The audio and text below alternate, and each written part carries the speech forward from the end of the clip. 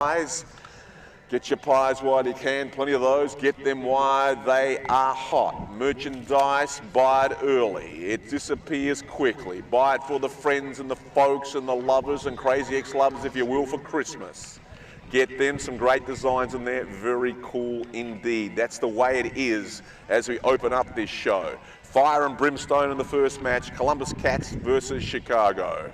We back in 3 or 4 minutes.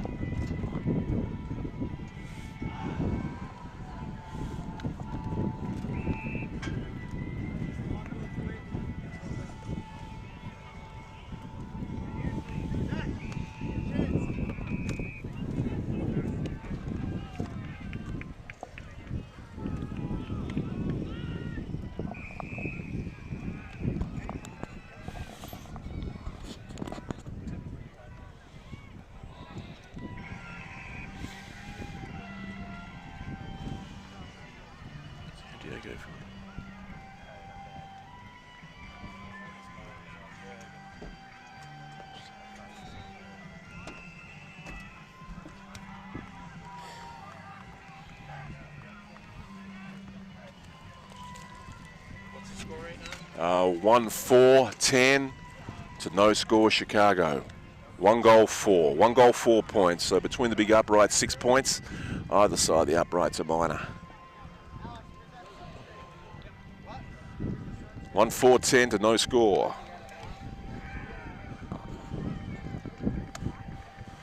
Not a lot of time to get your breath back in the huddle. Lots of bubble. I'm interested to see how Chicago go about it with this breeze at their back, I guess.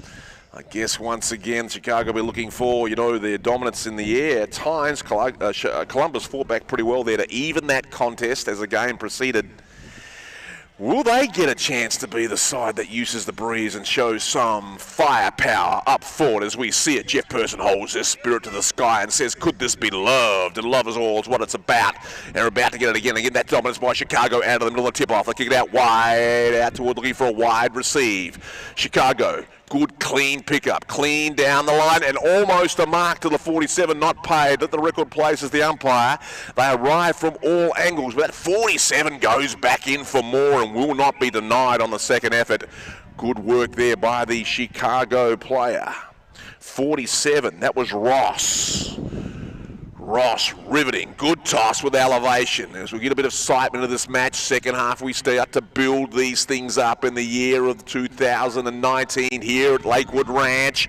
Eyes for the ball only Chicago, they tap it forward. Here comes the Cat like that, left without it, Mr. Postman. Almost didn't take it in, got legs, speed, out the side door, connect, downtown, anybody bounce, could be this way than that. Desperation Soccer, Chicago there, number 1, picks it up, Strachan, no. Clear the track, send it down the line, Columbus. 18 you see for then is Stimson. Now, Okie Doke through the pack, kick towards the highway, middle of the ground. Fever rising above me. No mark, play on, says the umpire. 24 for Chicago, picks it up, sends it down, centre half, forward for them. No one home except the Cats. Kick it wide towards the boundary, looking for the old friend out there. Who's going to arrive on the scene? The Cats do. Back inboard, Luxor force Chicago. Handball down, backwards to go forward in time. Tried to take the tackler on. Jeff Person, umpire, says that's okay by me. And it ain't by me, it's right across the other side of the ground near the team tents, and we'll have ourselves a throw in. So the Gorillas going to pick the tempo up a little here. It's early days, but we'll play a few cards early. Let's lead with the ace. Chicago sense that everything's on the line in this first important match, which is always good. It's almost worth 2 if you win the first one. Get it out of the way early.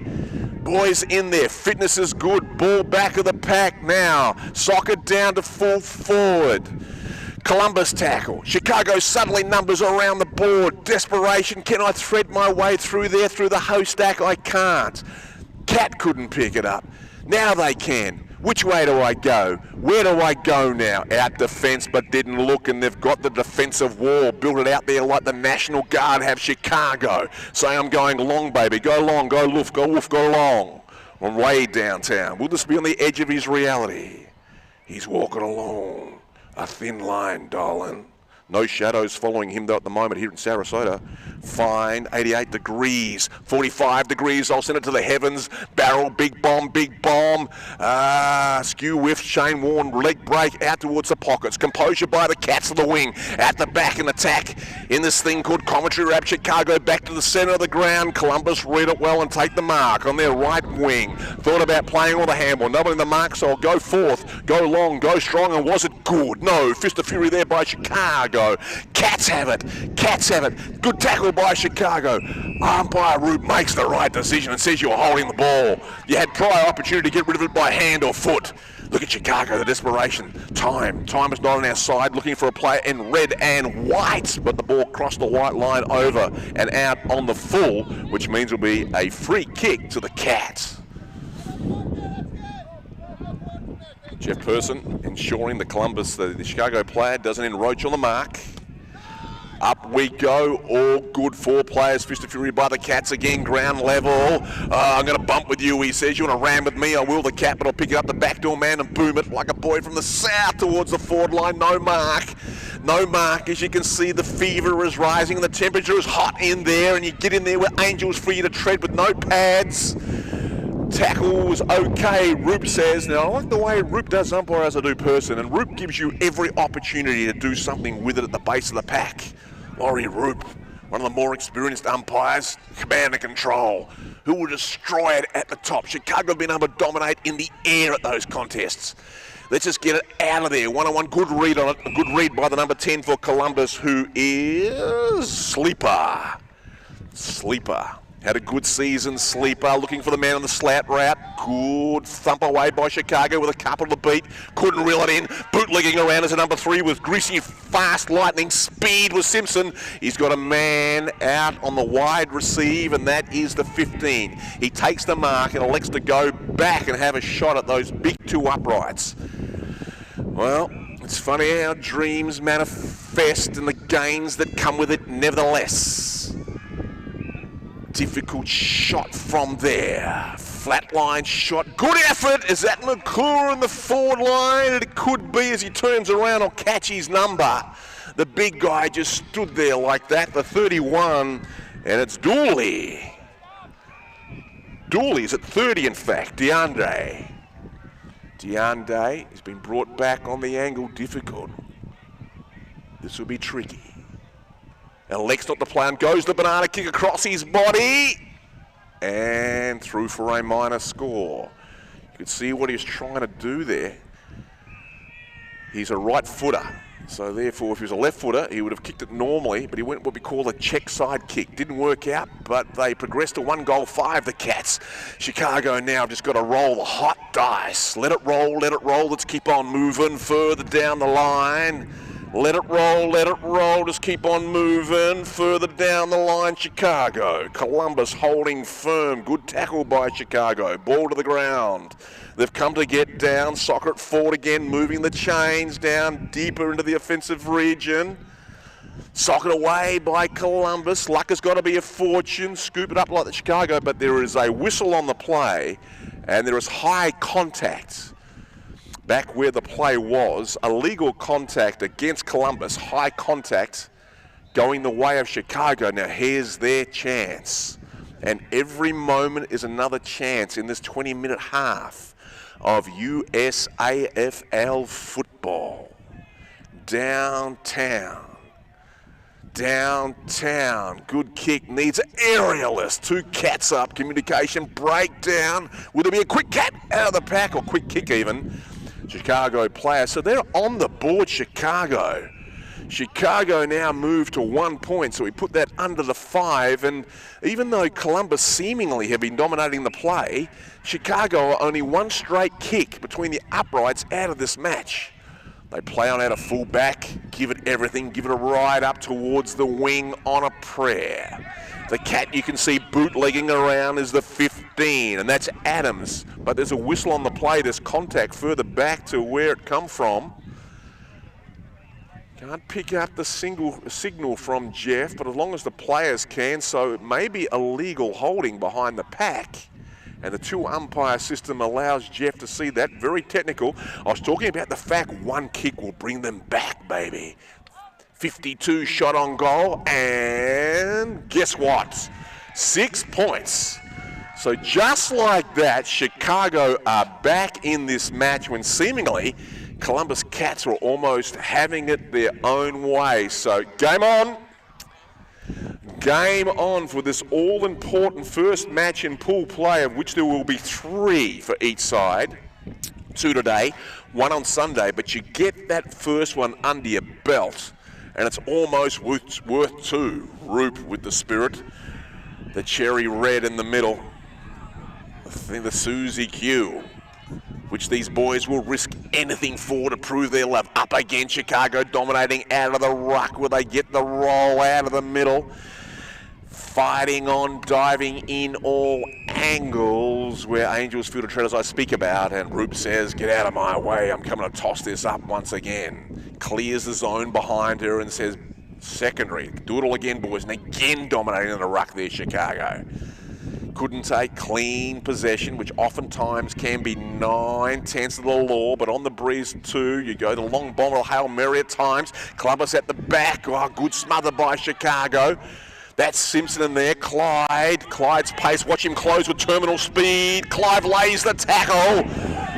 Rope pulls and brands him to the deck, and that was the speed I was talking about there by Simpson. Had a good 15 yards to make up. Still alive, keep yourself alive. Columbus Cats not out of it. Again, man-on-man coverage, holding well. Good tackle there. 2 went for the 1 player. How will this work out for Chicago? Composure, kick it back towards the wing. All Columbus. 18, you can see he was on his way. Experience in Stimson. Stimson handballs out to the 15 there, and Adams. Experience coming to play for the Cats. Forward line, danger for Chicago. Cats this time. Top of the square. Dancing. Fancy tackle. Play on, says Roop. Again, the tackling of Chicago is superb. And they jump on in. Honey, it ain't no sin. They want to be the lover of that ball. Roop will let you play for as long as you want the opportunity to get it out. Who wants it more? Who wants it more? Well, they do. Who needs a bit of like Columbus Cats back of the pack? Back towards the top of the square. All Chicago reels it in like that. Looking for a lane. Oh, ram-rated to the ground and caught holding the ball. Tried to take him on for the second time, didn't quite work out, so Columbus a chance now to resurrect the lead, which they're feeling. They've almost snapped from the jaws of victory, defeat, but like I say, a chance here for the Cats to break the deadlock. Breeze picking up minute by minute, left to right. Send it on its way, and it's wayward of the left upright and through for a minor score, but they have broken the deadlock. They now move to, when I find the scoreboard, thanks girls, they move to 1 goal, 6, I believe it is, 12. 1 goal, 6, that should be, yes, 12. Leading Chicago 1-1-7. Here we go again. Through the middle, had some space on the outside, good kick forward, oh, nearly reeled it in, the big full forward to ground. We need support at ground level. Chicago at the back in the alley, pick up, improve the angle, bouncing towards full forward. Got to keep your eyes on the ball, close to the points, kept in play, danger, 60 for the Cats, panic. Going to keep it cool. Simpson rises. Good thump away from Chicago, and they see it over and out. I make the game a 1-point ball game there. That's Columbus's way. So let's see what Chicago can do from left half forward flank. Simpson again looking dangerous out the pack. That could have been Stimson. working it out in triangles, and suddenly who's free on the wing? The 15. There is Adams. Adams takes a bounce, draws the player, decides the kick. But it was inaccurate off the boots, off the side of the boot, and over and out. Again, the breeze starting to pick up in this 1-point ball game. Australian rules football in the States. The state of that is in play. Simpson rises, couldn't get it on the second time, and that will be a throw in. Somewhere on the left wing for Chicago. Good toss with elevation. Again, Chicago win the ruck tap out, but well read by Columbus. Handball, thump to the open space. Simpson eyes for the ball, lights the jets. Simpson and jettisons down to the forward line. What a great kick that was by Simpson. That was Australian rules football at its best. Lifted the eyes, saw the big number 42 there for the Cats, and that's McClure. McClure gonna give this a big mac from maybe 45, and again the breeze in his face, I guess.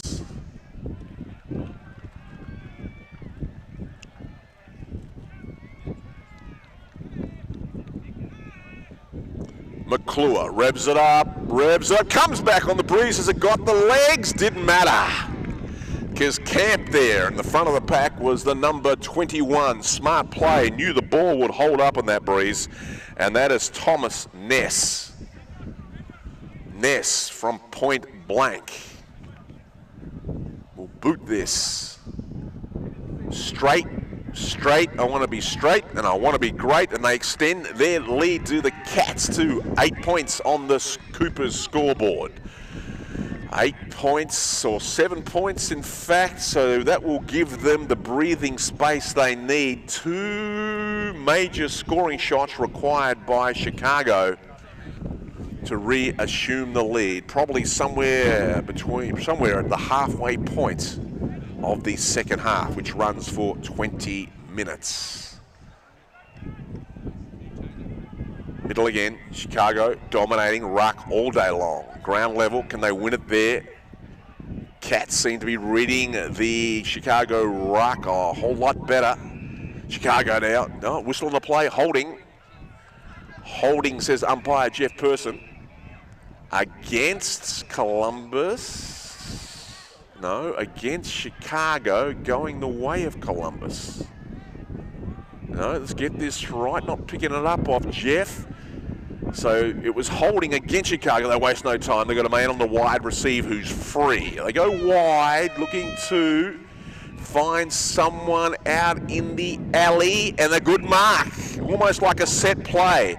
And probably on the scoring side of the ground, I give it everything I've got, and baby, that's a lot towards the forward line. Shot on goal, almost soccer. Yes, number 1 for Chicago was Stuart Nicol in a la Beckham fashion, and shoots and scores. That's a major girls there on the scoreboard, I believe. So that brings them a closer. I believe now the margin should be only 2 points in my mind. More importantly, they may have it right. They're showing 5. Either way, we'll get that checked with the goal umpires at the end. Either way, 1 straight kick still required by Chicago.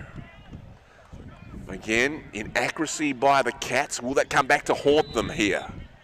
Here on Cooper's Field, Division 1, all day long ruck taps there by the Chicago ruckman. So that was a set play, was looking to actually tap behind the pack, but Simpson read it well for the Cats. Ruckman again. Chance, 44, Chicago. Centre half forward position. Ping, chung, ping, ping, ping, the pinball effect. Again, Person and Root, the umpires, giving them every chance. The ruckman, centre half forward, and guess what? I'll bootleg around, keep this thing alive towards the forward line. Well read by the Cat. Number 20, you can see there in the van, is Ledston, but had a blanket and fired by another experienced player there by the number 1, Nicol, their last goal kicker. Nicol, can he be a match winner? He's just evened things up there. He's kept it in the offensive zone for Chicago, and on the attacking side of the ground, Cats, dodge, weave, send it towards the wing. 2-on-1 Chicago with numbers, 18 behind the pack. will reel it in, use his pace, looking for someone on the central highway. Oh, I've left without it. I've got to go back in and get it. But good support by the Swan to come back and help his player. Cats have it. We'll kick it over the top to Simpson, the danger man. Reeled it in, Simpson. Good mark. Simpson displays all the skills of Australian rules footy. And here, he knows his side's in front, so they've got composure. Support from the number 18 in Stimson. From Simpson to Stimson to the right half forward flank. Chicago to the centre of the ground. McClure out the side door. Look away handball. Didn't connect. 18 is Stimson once again. Flat ranger, flat line on the forward line. No connection. Ball stays alive. 2-1 for Columbus is Ness. Ness shoots. And Ness scores, but a minor, but increases their lead. But still a one straight kick game. I'll roll with the scoreboard then. 2 goals. 2 goals, 7 plays, 2 goals, 1. Out of side, Columbus probably think they have the game in the van towards the forward line. Is McClure there? No, he ain't. Gee, he's been good, that guy from Chicago, the number 18 in the last 3 or 4 minutes on his support play and his tackling. Front of the Cooper's tent. That'll be open at 12 o'clock for the best beer in the world. Well, one of our best sponsors there in Cooper's. It's a ticket system. I'll give it a ticket to ride towards the middle. Who will I find? 13 coming in. On the cross route is the 13 for Columbus, and that is Miller. Miller makes it happen, makes it work to Stimson. Stimson gets on his horse and rides, baby, and booms from 55 metres from goal. Smashed away there by Chicago. Over and out the sideline, throw in. Stimson. Simpson. McClure. These are names to get familiar with in this divisional match as we progress through the day and the afternoon when they'll be back. That's McClure there, the 42. Snap on the goal by Columbus. Not on target, but over and out on the outer side throw in. So that score again on the scoreboard at this stage. 19 plays, 13, Columbus's way. Toss in. Full possession attempt by the Chicago ruckman. Bullocking through the pack, Columbus. Defty little soccer by Columbus. Last line of defence, Chicago. Kick it away now, kick it away now. Centre half back for Chicago. There's a hooter on the play, and the boys rise their fist up and say, yes, we have the first one out of the way. It went Columbus's way on the Coopers scoreboard. 2 goals, 7-19, defeated the Chicago Swans 13. So not much in it really. That was, 9 scoring shots to only 3. But as you see, you've got to be inaccurate in this game too. Well done to the Cats. Their form last year, well, they'd want to be, they're back here because they got knocked out in a semi-final in the division last year, and they're on their way to see if they can rectify that. And of course, the game is played in wonderful spirits with great sportsman-like conduct. So we've conducted you through that first match between the Cats and Chicago. We'll see what's coming up next here. 10 o'clock match, Denver versus Oklahoma. That will be a Division 3B, Pool B match.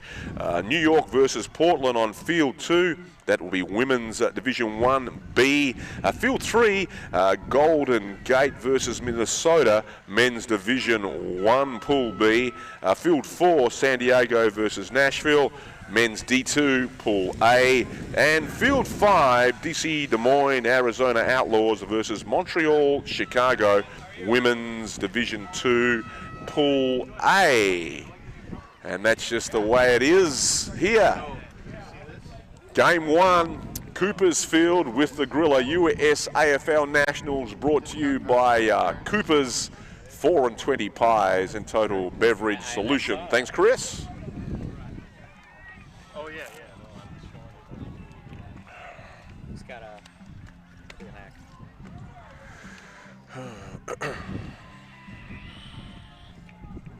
No, I'd started the same thing, but with just the tape, not the card. That extra bit of check.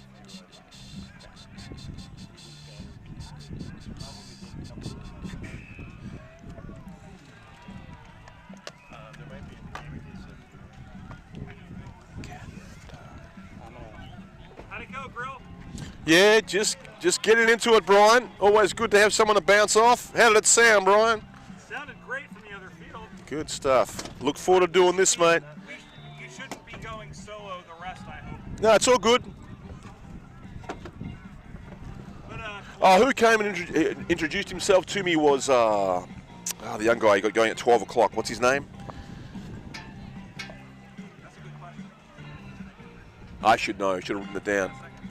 It's Daniel Kerwin. Yeah, Daniel Kerwin. Yeah, come on up, brother. Whenever you like. Whenever you like. Take the mic. Do your thing.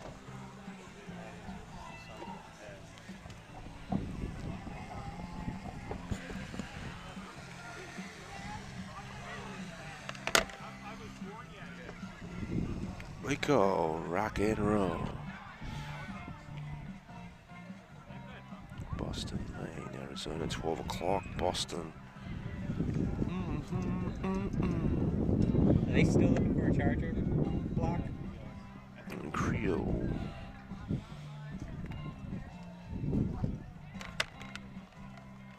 Oh, yeah, the silver one. Boston Demons. 3A.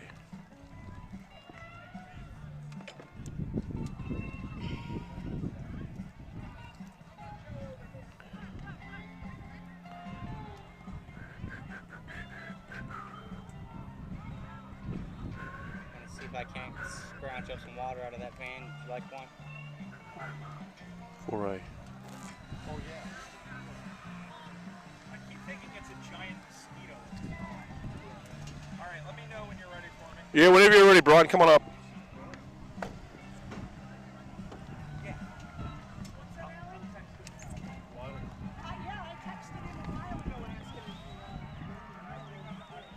Up to the microphone. Orange County versus Dallas.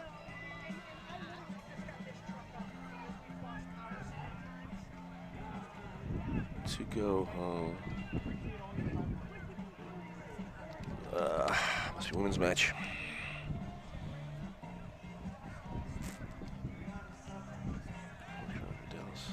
Oh, it works now. I got them all working. I know, Dallaston goes 2B, 2B, 2B. They plugged in all their stuff over there. North Carolina versus Fort Lauderdale and Tampa. So 4A.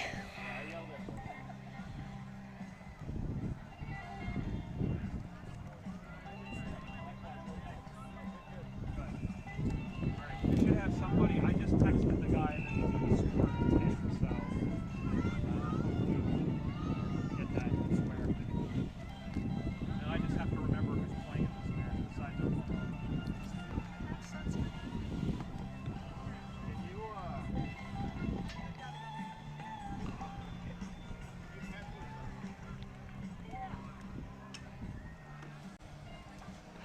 Brian, just text Kat and the team sheet, so I'll get Beck to get it actually. You got Beck's number? what's number? You haven't got Beck's number, so we need a team sheet. So you got Kat's, you just text Kat or message Kat, whatever system you've got there in place. I don't know how.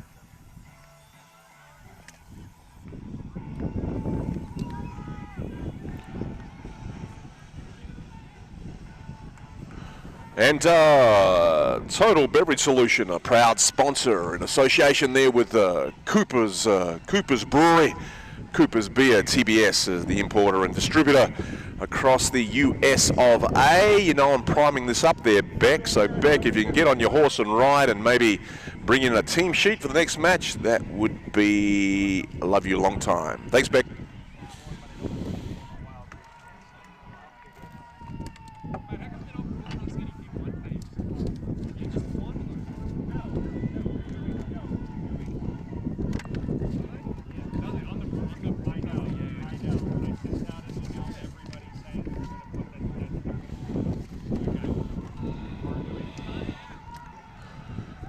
All right, ladies and gentlemen, poor boys and pilgrims, friends and neighbours, rockers and hip-hoppers, we are a family here at the USAFL, and if you're here for the first time at the Nationals, which is our prime event on the USAFL calendar, the USAFL, the hottest league in football. Well, I've got probably, I'd say, one of the hottest commentators in football, a guy that I was probably lucky enough to be involved with at his genesis. Said, don't be anything like me, Brian. And Brian has carved his own career out and made quite a splash down in Australian International Cup a couple of years ago. They actually refer to him, and I'll switch on up with you there, Brian. They refer to him down under as the American BT, or back here in Australia, and BT is a very, very famous commentator on Australian television, and I will introduce to you the USAFL media manager, former Philadelphia Hawk player, and lyrical genius extraordinaire, Brian Barish. Good morning, Brian. Good morning, Grilla. I think you're way, way too kind with your words, but I appreciate it greatly. Good morning, Lakewood Ranch. Good morning, Sarasota, Bradenton County. How's it going? How you doing? I'm doing well. That was a great match there. Columbus Cats. Yeah. Because the Cats lost to Philadelphia Hawks, obviously, last year in that semi-final. So they're coming back with something to prove. And I know all this, Brian, from your magnificent spectacular a couple of weeks ago. Yeah, I'm glad you enjoyed it. We had a couple of hundred people watching that as well as we unveiled. Of course, we've had some changes as we do in the USAFL between here and there, but it's great to. It's like I always thought that the Nationals reveal should be something like the NCAA Selection Sunday for basketball, and I'm glad that we're able to do that. Getting pretty excited for this game here as we see, by the way, the Oklahoma Okies with their brand new jumpers. And a story about them, Grill, is that they were the Tulsa Buffaloes and the Oklahoma City Flyers. They were two teams for a couple of years. The Tulsa Buffaloes go all the way back to about 2010, and then 2 years ago they joined together as one. They were just the Oklahoma Football Club.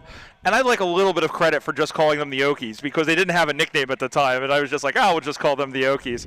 But, their new jumpers there, the black with the red and the white. Now, they have not won a game this season, and I got the chance to see them in Philadelphia play. They brought a bit of an undermanned side, but they played very hard, and I expect that in this game today. And I believe they're going up against the Denver boys as well, the Denver Bulldogs, and you're going to see a lot of familiar names there. Yeah. Guys like Philip Camping, guys like Rich Mann. Vanica. Yeah, I think Andy's playing on the Division One side still.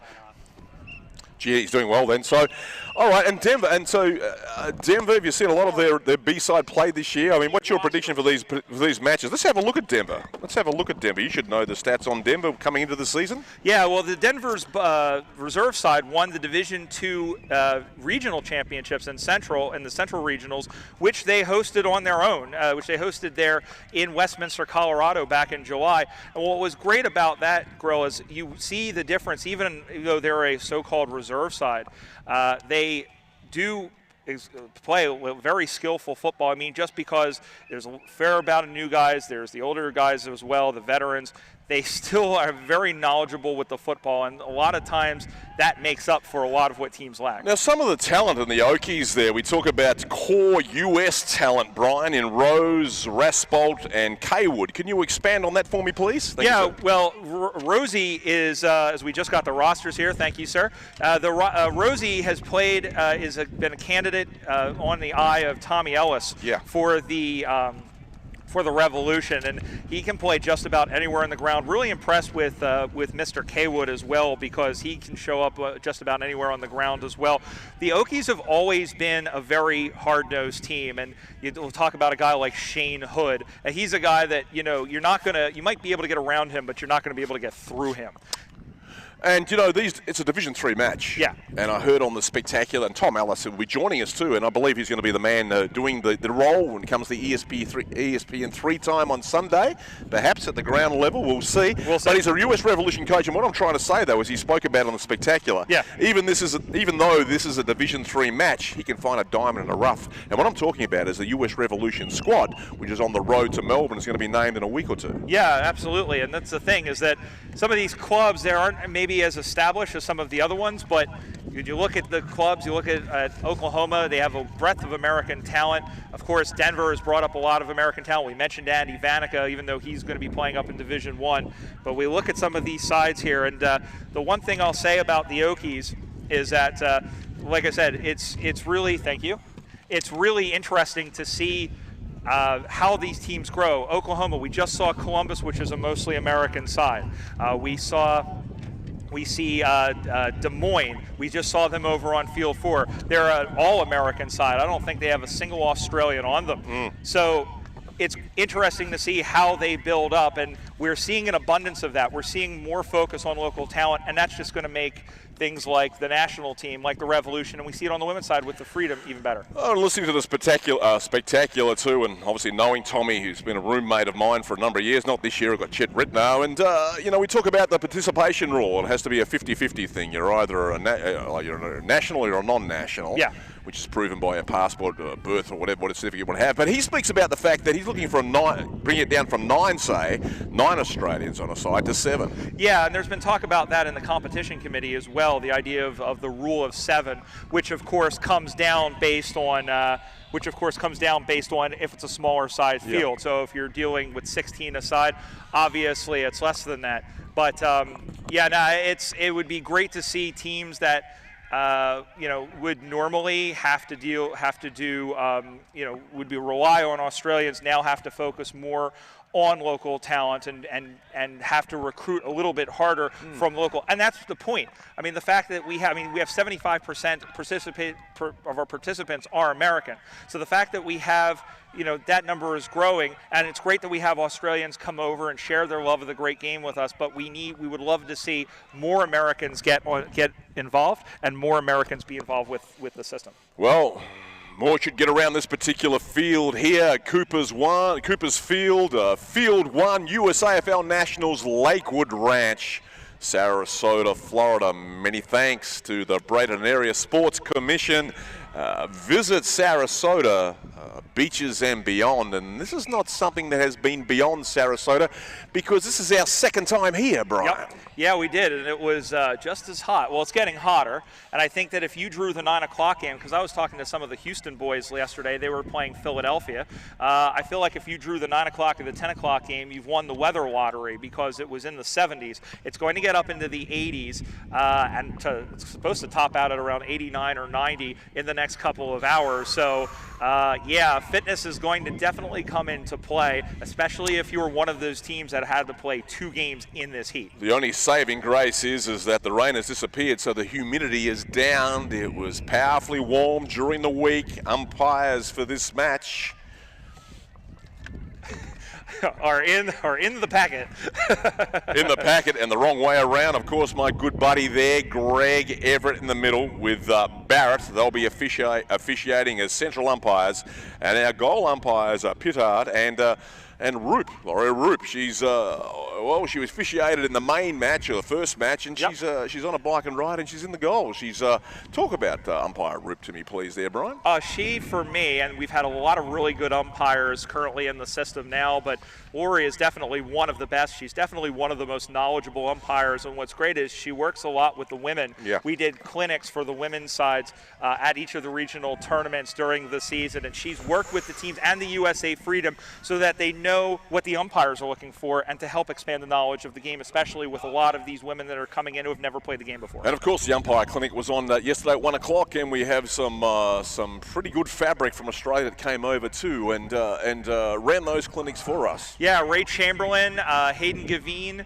Shane McInerney, who is at 500 AFL games umpired, which is astronomical, and the man Chris Donlin as well. And we are so thankful that they've come over for the second consecutive year. And I'm glad they're enjoying the fact that it's a little bit warmer than it was last year in Racine. Okies kicking with the breeze, as we can see from the 3 flags, the proud flags there. Would have to be a 2 or 3 goal breeze. We saw in the second half of the last match that Chicago were able to come home on a rally with it. Okies are kicking with it. Columbus didn't use it too well in the last match.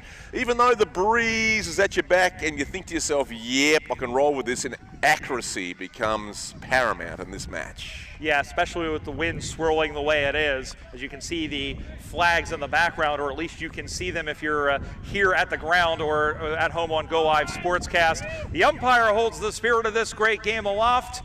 This is a Division III match between the Denver Bulldogs Reserves and the Oklahoma Okies here on Go Live Sportscast and the Premier Sports Campus at Lakewood Ranch.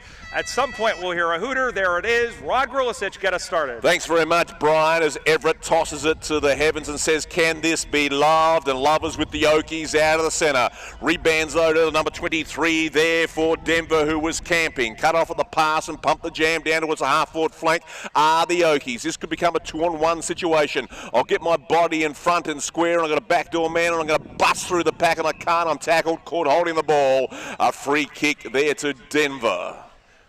Great play in there by the number 5 for the Oklahoma Okies, Alex Marakian, who played here in Tampa for the old Florida Redbacks before moving on to Philadelphia and now with Oklahoma. Up the far side they go. Ball comes to ground. It tumbles out of there. Good pressure put in, and now the Bulldogs have the football. Running backwards there was the number 9 and Brent Dowling. He's another one of those old dogs that we keep talking about, or at least he's a veteran. I don't know that he'd be like calling an old dog, but in any event, ball goes to ground. Picked up again by Oklahoma. Through the hands there of the number 3, Deshaun Clark. Clark stays with the football now, and now there's a team meeting around the football, and they're going to schedule some memos. It's sent into the middle of the ground. Oklahoma will go after it. They paddle it out in front. Who wants it? Denver picks it up. A little, don't argue, a little okey doke by Michio McGrath, and the umpire says that is a free kick, and it will go the way of the Okies, resplendent in their brand new Jumpers Grill. Yeah, it is. Intensity is high. Fever rising. We'll send it down towards the centre half forward position. Who can cure the lonely position of the ball? A handball at the back. Happy to be the backdoor man as the Okies. We don't have the number, but I'll pump the jam, pump it up towards a forward line and park myself in front and marked by the number 2. Who he is, Brian? I don't know. Downtown, shot on goal, on its way. Straight, I want to be great. Touched 1 point. Passed the Dutchie on the right-hand side. It did. 1 point, but they draw first blood. The Okies on the Cooper scoreboard. 1 point. Denver yet to score, Brian. Good penetration there by the Okies. Let's see if they can keep this up against this talented Denver side. They hold the ball in their back right pocket where I keep my keys. Boy, it hurts when I sit down. As it comes out to the near side, it drops in front. Clark keeping vigil, but it's going to be picked up there by one of the Bulldogs, but it's chopped off at the pass, just like Tonto. And then a little shovel handball through. Here come the Okies. Oh, big tackle put in there, and that was an earth-shaking tackle put in there by Jeremy O'Connell, who sent that one forward after the free kick. They all go down mushroom farming right on the Premier Sports Campus logo, right in between that was drawn by the turf tank a couple of days ago in beautiful robotic style. Long handball out the back. That's Chris Cox, who dropped the pill, picked up by Clark. Little shovel handball on it. Here come the Bulldogs. Sending that one forward is Troy Kirk, who we saw yesterday in the skills comp. Little 1-2 do-si-do. Again, picking that one up is Garcia. Garcia is going to send that one in. It tails off the side and just sneaks in. Backdoor Johnny through the behind post for 1 point. All square on the Cooper scoreboard. It's the Bulldogs 1, the Okies 1, Grilla. Yeah, Cooper's scoreboard. Cooper's tent open at 12 o'clock. Get your tickets to ride. And your cash system, though, when it comes to 4 and 20 pies. The hottest pies with a little tomato sauce. Serve it up again for second course. Fullback position, Okies, quick fire game. The pace is a little quicker than the first one I did see. Who will I see now? Down at the right half-back flank. Oh, couldn't connect. Ball hits the ground. Keeps it alive. Keep yourself alive. Picking up the money, honey, was the Okies, but I couldn't. Denver a chance. Pump it up high. Forward line deep. Out the side door. Spinorama 21 there for Denver. That was Kirk. Couldn't. Moving the chains towards the forward line. Hang on, I'm coming, says Kirk to ground. They come to get down. The umpire come in and say, holding the ball. Prior opportunity. And the Okies will get a chance to clear the present danger, Brian. They'll shake the Etch-a-Sketch and try and draw up something new. Will the Oklahoma Okies 1-1 the score first half here on Go Live Sportscast in the Lakewood Ranch Premier Sports Campus. Bounces in front of his chest. Ball goes to ground. Clark is going to spin him around, right round, baby, like a record. Pick that one up, a little short through. Grilla like that. That's good. Long chipping kick, probing ball. Kirk, yes, takes the mark there. The number 21 and Troy Kirk presented well and set it up for a nice mark there, Grill. That he has, Kirk. He is displaying the fact he's going to be key in this match, Brian. Absolutely. This will come from from a 45-degree angle, about 45 meters out. The journey is there, the direction isn't, and it dies in the goal square just like my hopes and dreams, and it will be a free kick now for the Okies. They look that one out of the back. It is 1-1 the score. As they go out to the far side now, little chip kick, and they're going to try and put it together with dinks and doinks, and that one is sent long. That was longer than a doink. That was a chunk, just like my 13-pound cat. Ball goes to ground. I don't know. I'm just making it up as I go along. Send that one up on the far side now, over the head there of the 16, or the 18 rather. That was Sean Clark. Went after the football now, and again, Denver trying to push and probe, and we have a push in the back there, and it will be a, well, it looks like it'll be a free kick, Grill. That it will be. Umpires out there, Barrett and Everett. Chance to compose themselves on the outer side. In fact, boundary throw-in, Brian, by the looks. They're tossing it in. Like a wheel, I'm gonna spin it. And it is at the right half-forward flank for the Okies. Denver, where will I go at the pack? Find an alley out towards another Denver player who says, oh, I've got the moves and the pace, and who will I find at left half forward? That man again we spoke about there, and Kirk. Kirk sends it centre half forward, high above me, looking lovely. Okie 2-on-1, whistle on the play, free kick against Denver, going the way of Oklahoma. Illegal contact, the Okie doke. What have we got in the middle? Nobody. Ball bounces free. Okies on a rampage, not on my watch, the number 44, McGrath. Couldn't find anybody in particular. Okies another chance. I'll get it, everything I've got, and I've got it down towards the forward line, out over the back, and this thing called wrap. Spin out of the pack, straight, want to be great from downtown. No one could mark, boundary line looms, it's over and out. The number 19 you could see for Denver was Posse. And that's the way it is, Brian, deep down and dirty in the forward pocket for the Okies. The Posinator going back and trying to get it. Great run out of the back by Chris Cox, the man from Oklahoma City. Used to play for Wyoming University, or the University of Wyoming if you prefer to be correct, and I generally try to as best I can, as the ball just barely stays in. It's trapped in the wickets, off stump, leg stump, middle stump, I don't know. Ball goes to ground, and in fact it will roll out of bounds on the Cooper scoreboard. It is Denver 1, Oklahoma 1. Division III match here. Brian Barish alongside the Grilla, Rod Grillisich, as the ball comes spinning back in the play. Again, it goes to ground. They try and get it out short, and here come the doggies. Whoop! And that one goes off the side. Well, somebody alert the Sarasota Zoo, because I just saw a shankopotamus. They might want to catch it. Good pressure around the ball there by the Okies when it was released, forced the error. Errant kick did develop. That's straight. Who'll be great sliding in, no mark. Let the record play. Found itself in the defence still of Denver. I give it to you, give it to me. Composure. I've got the mark, the number 17. 17 there is Johnson. Will he jettison? No, he won't. Finds a man free. We've spoken about him. Couldn't connect there, and Kirk on his knees, I guess. Ball is ram-rated out of bounds. And we'll toss it in, Mr. Bartender. Want to get high, want to get loose, want a shot of that Cooper's juice cometh 12 o'clock, Brian. Oh, yes, absolutely. That's the lunch hour and the witching hour, depending on what side you're on. As the ball comes spinning back in the play. And right in front, it's a crash boom opera picked up there by the Okies. Okie doke. Little handball up over the top, looking for Marakian, who can handle it cleanly. Does on the second bite of the cherry. He spun around quickly in there by Danny Kerwin.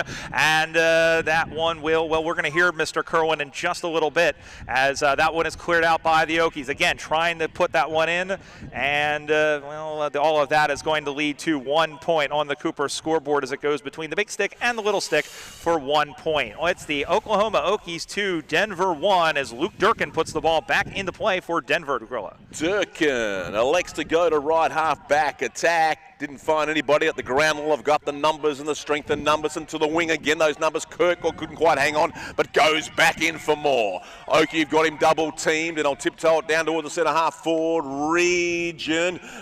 Bustling through down my way. I'm like a truck full of rhythm and blues was the number 1 there, and Durkin dobs it towards the centre position, but well read by Oklahoma. Out towards the wing, no connection there, finds a hand on the top, leaves without it.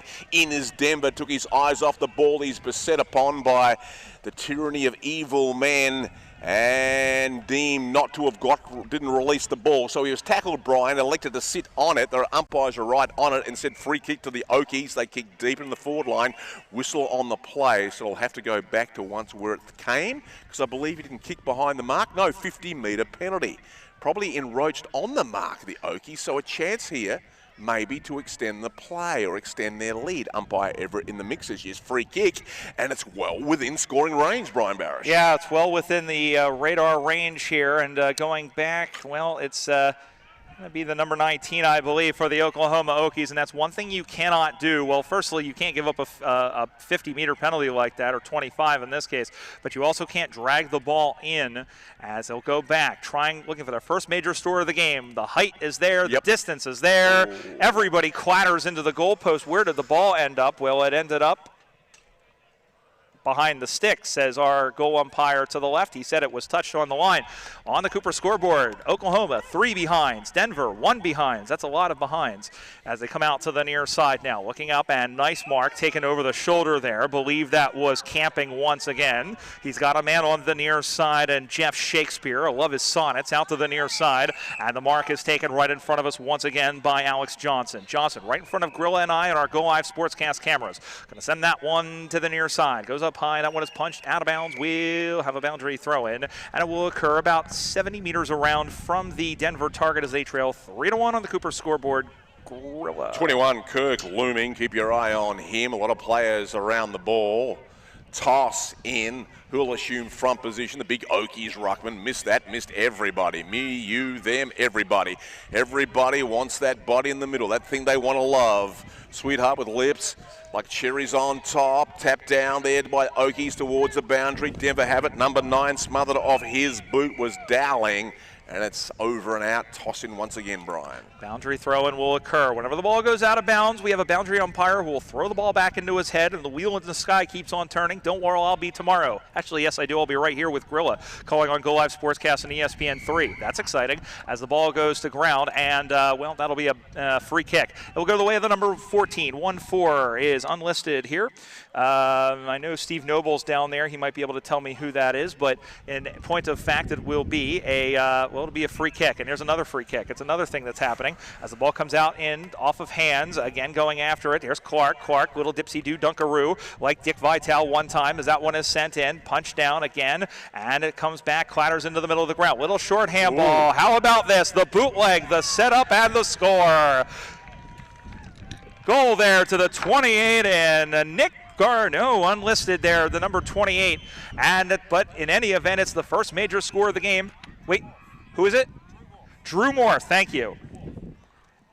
Drew Wolf, thank you. Here it is, down here at the bottom, number 28. Drew Wolf kicks the goal, and on the Cooper scoreboard, it's the Denver Bulldogs 1-1-7, the Oklahoma Okies 3. It's a 4-point lead, Grill. It is. It's a 4-point lead, but when you kick one against the breeze, Brian, it's often worth 2. So they've got one in the bank about halfway through this first half of football. Always good to score on the breeze, and again, it was a power forward that determined the fact that power forwards, because that's what I saw with Columbus Cats too. They had some heavy hitters in the forward line, and it seems like Denver do have 2. We have it back in the middle of dreams. No one throwing in the towel here. Denver, they leave without it, go back in for more.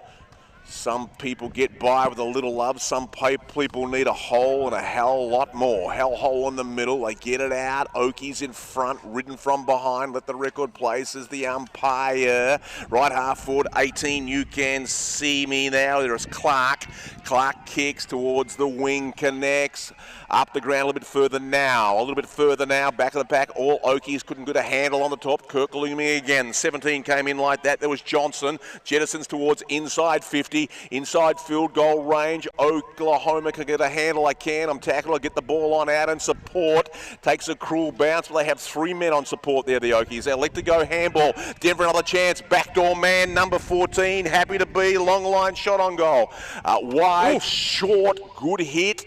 Hand came up, you could see from the Denver player trying to claim that his opponent was holding the ball, and that's the way it is. You can see Greg Everett saying that that player at the base of the pack, the Okie, scooped the ball back in, was tackled, and hence the free kick to the number 8, I believe it is there, in Richard Mann. I think that might be Baden Goodall. Oh, Baden Goodall, in He has way too much hair to be Richard Mann. He does. 5. My eyesight is deceiving me, but I won't be leaving this guy's line as the boys line up. It's up, and away, and 6 points to the Bulldogs, who are on fire in the last 2 minutes. They move now to Brian Vincent, 2 goals, 3 it is. 2 goals, 1, 13. 2 goals to 1, 13, in fact, to 3 points, Brian Barry. 13-3, the lead is now 10 points, and for a minute there, they're red, white, and blue are the Bulldogs. I thought I was watching the Harlem Globetrotters. Yeah. Watch the weave, watch the little handballs as they get that, and the thing is when that happens, the Okies on defense, or anybody on defense, have to come to the ball. They have to step up and disrupt those passes, because otherwise it'll create those chances like we just saw right there. Ball will come back in the middle of the ground. The umpire heaves the ball. The big men go at it. Gravity takes effect, and Denver again wins it. Well, now they are asserting their chances here as the ball gets knocked down. Oklahoma trying to get it out of the back. Tried to pick that one up, goes back to the carpet, and now they'll pick that one up, and he's going to bootleg around. He did a 360, comes out to the near side, and the mark is taken. No, it isn't. I mozzed him. Whoops. And now they're going to have it in. Now he has to get away for some pressure. Again, the 26 in there is Jeremy O'Connell, and Clark spins him around like a merry-go-round. He didn't have to even pay for that ride, and the ball goes out of bounds once again as it's now marooned on this side of the field. Great pressure by Denver, and that's what's creating these chances. Speaking about maroon, don't forget about Gilligan's Island on Sunday night down at the Key. Where the Sunday night party will be through the middle. Will it be me, says the big ruck man. The ruck man is on its way and gives it all his love and bark. Woof to the forward line. Denver Bulldogs have got some woofing to do down there.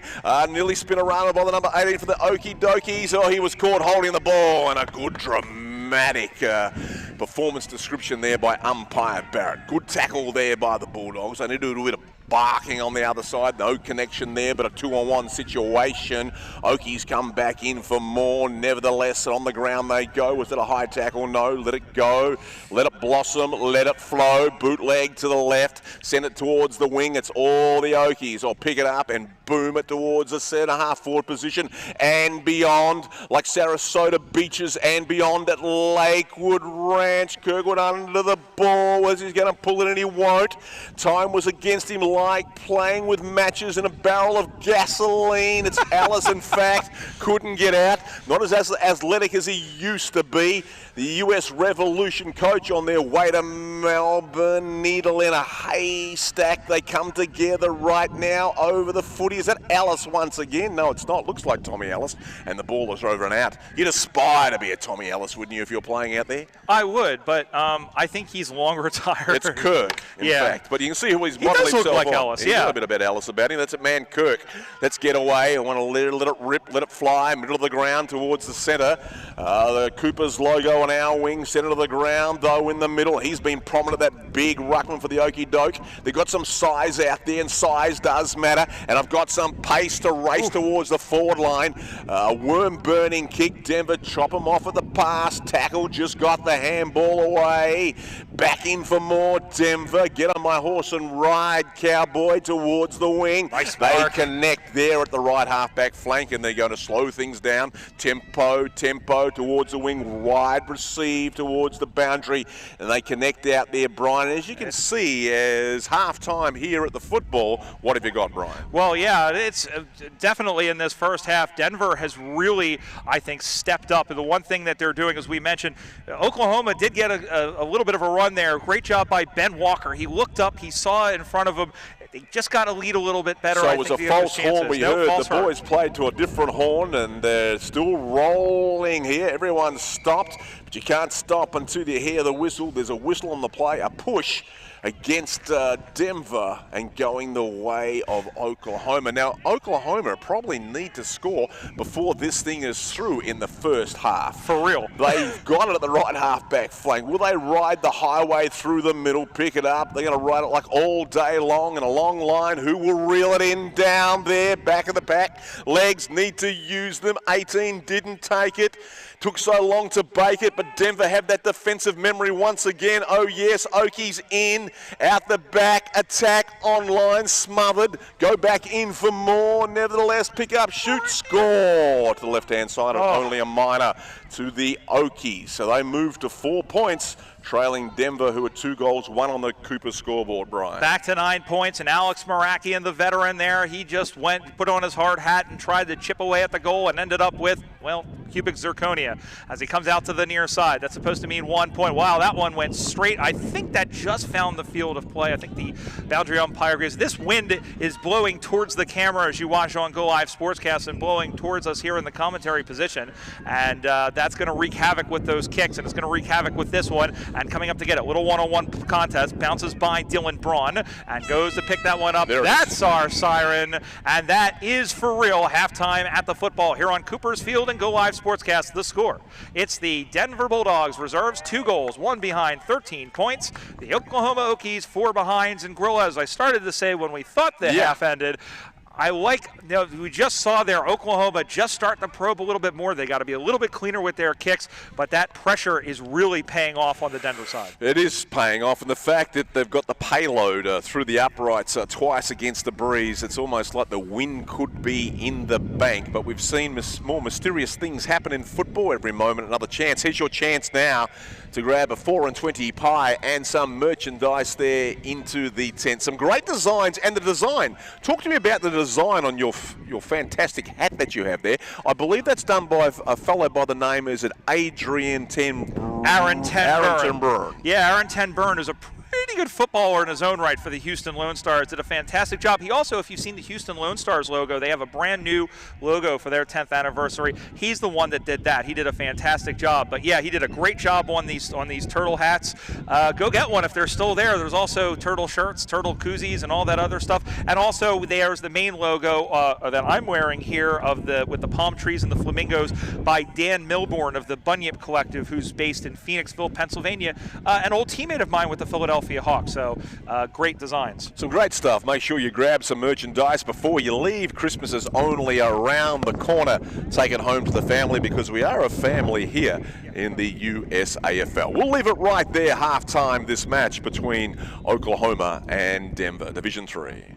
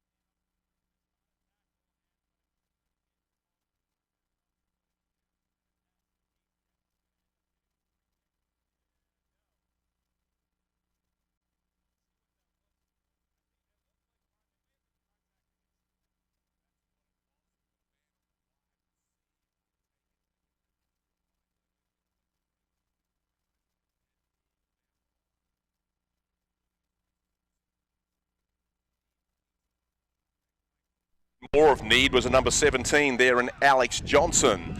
Johnson being a jet, the kid's a jet in this match, and jettisons towards centre half forward. Good mark. Leaning back like old grandpa in his rocking chair with an interstate through his front yard there, the number 3 for Denver, and that is Clark. Clark legs it right foot. Clark might have been part of the kicking competition last night. Brian misses everything, takes a bounce over and out. Well, there's no shortage of professional athletes and professional people in USAFL. Everyone's a professional at every level. Aaron Phillips, Mason Cox, both in the house. Yeah, they're both in the house today. It was great to have some informal chats with both of them last night, especially Aaron Phillips, who's really become an ambassador for the women's game. And, you know, just seeing everyone get excited to be around her last night, take photographs, talk to her, and really just get behind her, which was fantastic. And she'll hopefully be recovered in time from that injury she suffered. As we play action here, the ball gets knocked down, and that one will go through, I think, for another behind. Yes, it will. So point to for the Bulldogs, I believe.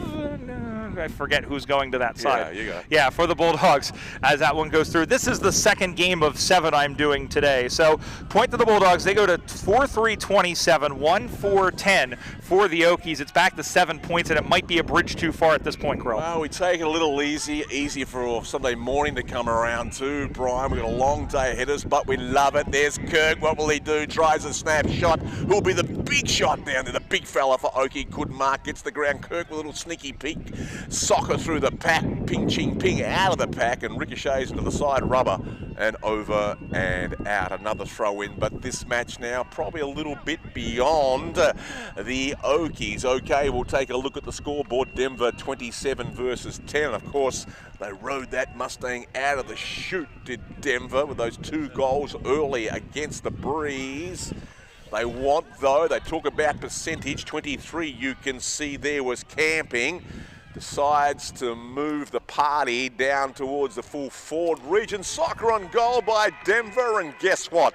They've got another one just like the 4 other ones. They move to 5 goals, 33, leading the Okies 1-4-10, Brian. I think the dam is starting to break open just a little bit now, and they're starting to flood forward against this stout Oklahoma defense. But great job in there, and there's some really good leads that we're seeing in the man there. We see Kirk come out. We've seen Goodall come out. Yep. And we're also starting to see, we've seen Johnson come out the entire game, and that's been the main difference here. And this Bulldog side, I mean, as good as Oklahoma is, and they've really built up. They won the Division IV championship back in 2017. It was their first ever title, but I think they're getting schooled here a little bit by this Bulldog side. In the middle again, the middle of dreams. Dob it down towards centre half forward. Everyone's kind of fallen asleep down there. Kirk fell to ground.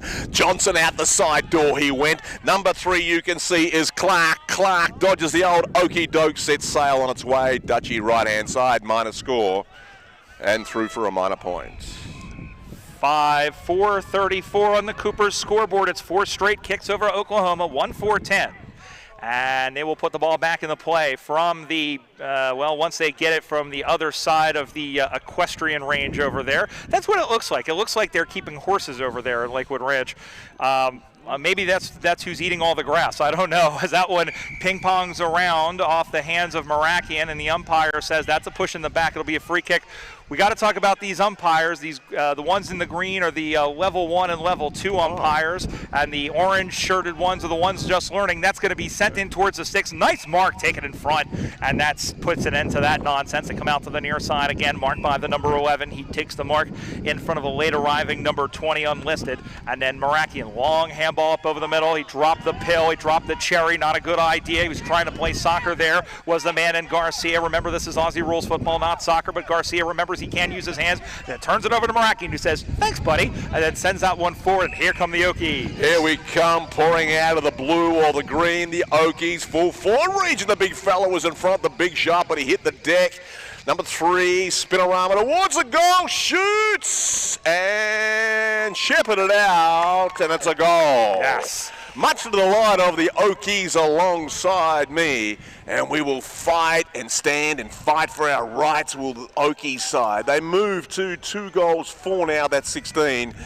Trailing though, a ways in front, the Denver Bulldogs, 5 goals for 34, but gotta admire the Okies. Up against it a little, as I spoke about earlier, with regards to the D1 fabric of this side. But we will play this thing right out to the end. In a couple of quick goals, you never know, Brian. Yeah, you never know. It's always, you never know what will happen on nationals because things just change such quick. We mentioned the Oklahoma Okies over here with the cheering section. I just want to point out I see a Florida Redbacks jersey right here. Yeah. I remember them. Of course, the new club, the Tampa Bay Tiger Sharks, who are playing down in Divi 4 alongside the Fort Lauderdale Fighting Squids. We might see them a little bit later on. Meanwhile, back at the ranch, the Lakewood Ranch, in point of fact, yeah. Here comes Denver. They're up by 3 goals, and taking the nice mark again was Drew Wolf, who flew in. He looked like Spider-Man, but took the mark. He did. Nice stuff, Brian. Keep rolling. Here we go. Yeah. Well, Wolf's going to line up. Kick is from 48.5 meters. Big, booming kick. The wind takes it. Did it take it across the face? It did. That's a point. First point in a bit for the Bulldogs. They go to 6-5-35. Rather, that's 5-5-35. I can math. The lead is 19 points, 2-4-16. That's on the Cooper scoreboard here on Go Live Sportscast. And thanks to Bob last night, too, at our Skills Spectacular for his math. What a great innovation that was by the USAFL. And I think there's footage of that too, Brian, which you can find on the USAFL website, I would imagine, later in the week. It's all about the man. There's a man, I'm a mighty good man. Now, I use that reference a couple of times when he has side with his number 9 is Dowling. We talk about these old names from Division 1 fabric. 2 of those were on that occasion. Now you can see what I mean. Look at that, around the arc to create the space on the outer side, AFA Styles. And can they finish this game off in style? The Denver Bulldogs. They'll be having a shot from inside 50. A class display at this stage. Early day Saturday. What a day it is for the Bulldogs. Didn't go the distance, but they got the distance between them and their opponents, the Okies, on the Coopers scoreboard. So there's a few bodies in front of the scoreboard, but I can just see it.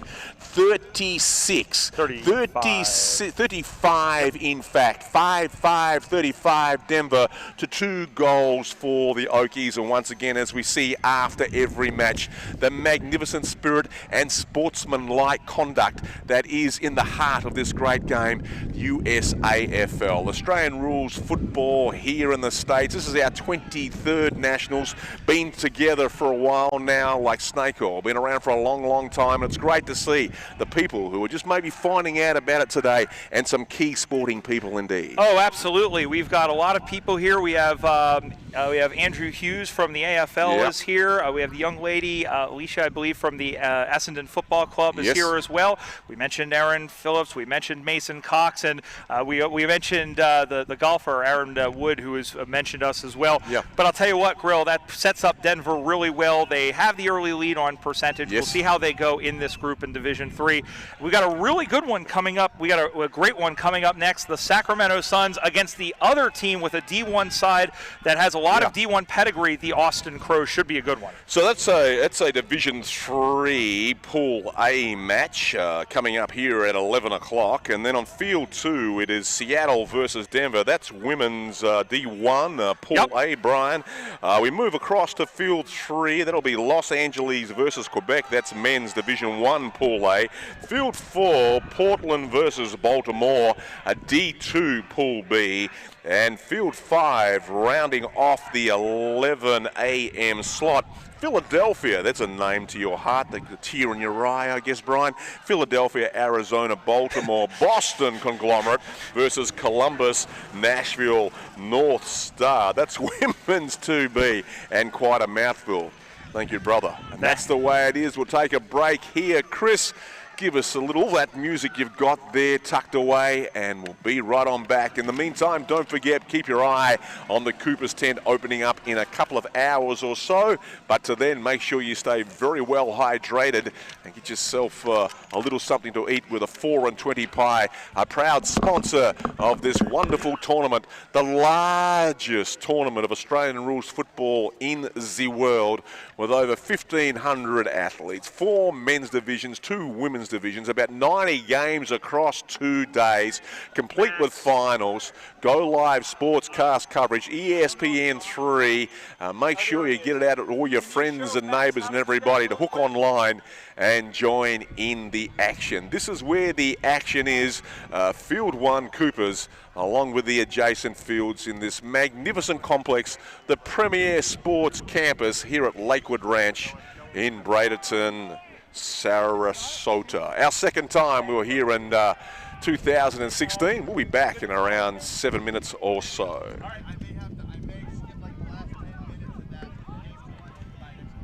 All right, we'll figure. I'll see if we can figure somebody out to do the whole game then. You come here. But or yeah. I should. I'm worried that that game goes any longer than I should know my guys over here. Tell me, what do you got here? Okay. All right.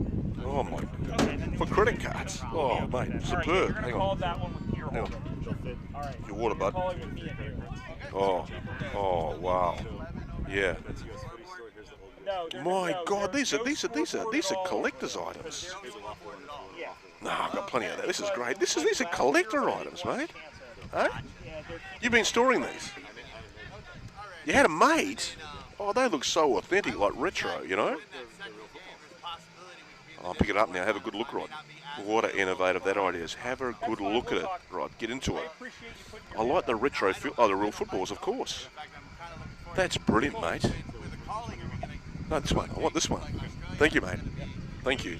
Hey, I didn't bring any snakes this year. Oh no. Thanks, Andy. What do you want? What do you want? What's in your heart, Donnie? What's in your heart? All right, then we can do it. Now, did we get Nah, the color's fine. Boston Crows? We did. I've got to keep ahead of the game here with this. I don't know what you're talking about. Thanks, buddy. Brian, Stretch out. I'll save myself some time as I jot this down while I've got you here. Okay. Thanks, buddy. So quickly reel these off me. I can look them up. So San Diego, Philadelphia is a 2T B? B, yeah. Oh, no, A. A. 2A, I'm sorry. Yep. Minnesota, Portland. Portland is women's 1. 1 pull what? They are B. B? B? Yeah. Yeah. 1B, yep. This one's women's 1. Is it? No, I'm sorry. Men's. 1A. Yeah, 1A. Sorry. Yep. That's D3, whatever this was, which I think is B. D3B. Hold on. Yep. And this is women's 2A. Okay. And just give me one more line while you're here. Yeah, we're here.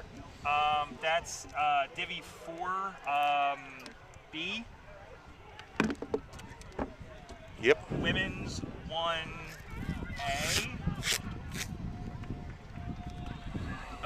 Divvy 4, also Divvy 4B.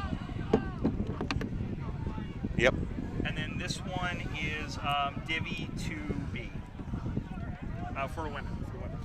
So Aaron Woods, eh? Did he make a comment, did he? Yeah, he did. Let's keep going through the. Oh, sorry, mate. I'm asking you that many things at once. No, you're fine. Yeah. Divvy, Boise's supposed to be here. I don't know if I'm going to call this by myself. Okay. Or not. Divvy 2A. Do you want to just go down the line? No. Yeah, we can do that. We can do it any way you like. Divvy 2A.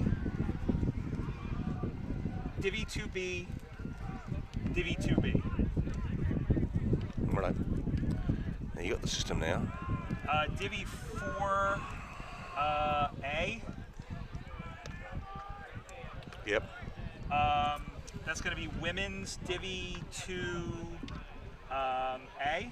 Yep. And women's Divvy 2B. Yep. And then this is all Division 1, and that's B. A. No, B. A. Yeah.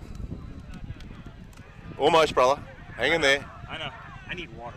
I'll get you some. I'll get you some here. That's this. Oh, yeah. There this once. here, Yeah. this- Oh this- yeah. this Oh is yeah. four. Oh yeah. Of course.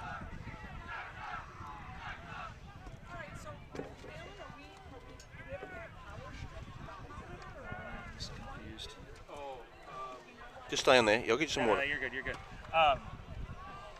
D3. I think that's Oh, D3A. D3A. Yeah. Okay. Couple more to go. Yep. This is going to be D4. B. B. Yep. Yep. And then this is Denver and Chicago is D3B. So being center power. Yep. And Austin versus Arizona, that Is is D3. yes, D3A. A. Yep. Anything? This one is D1. Yes, women's D1B. Okay. Yeah, it's powering on now. D1B. Yeah. Yep. And then this is women's 1A. Well done, Brian. It's powering on now. I'll get you some water. Yeah, appreciate it. Does that little SDI converter have a system? Hey, Boise. Yeah. Thanks, mate. I appreciate it. We have 5. You have 9. Yep. Yeah. Names and numbers. There's no SDI left. We have the first game I've done today that has names and numbers for both SDI guys. left. Okay, is it getting power? That's Yes. it. I appreciate you doing And it. the cable's plugged into the back of it? You'll be the lead. Yeah, absolutely. So we've got headset and the mic, because the headset goes out and mic and the mic goes Power out. on that SDI converter? And put it back in? Hang on there. Get some water. Got some water? Yeah. You got it? You got it? No, I don't. Hey, Nate. Still nothing. Pass me a water bottle. Yeah, the usual tricks aren't working. You're on the white one over there, right? Yep. But it can't. Good job, mate. Yeah. See you too, man. Oh, thank you. So pace yourself. Yeah. Pace yourself. Trying, mate. Trying. Oh no, you're doing. You're doing. You're not trying. You're doing. You're doing well. You're doing brilliantly. Yep. Oh, thanks, man. I appreciate it. Boise. How are you, mate? Good work. Love your work. No, but you have. No, you, mate. You're all, mate. You know the work I'm talking about. Club work.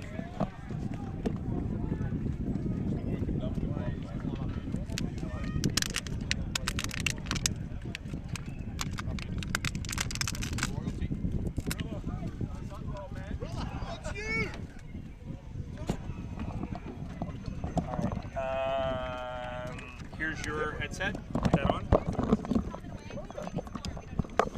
The Sacramento is in red. Yeah. Austin is listed first, so they're on top. Whatever. Austin time. Yes. And in this one. And then this is the.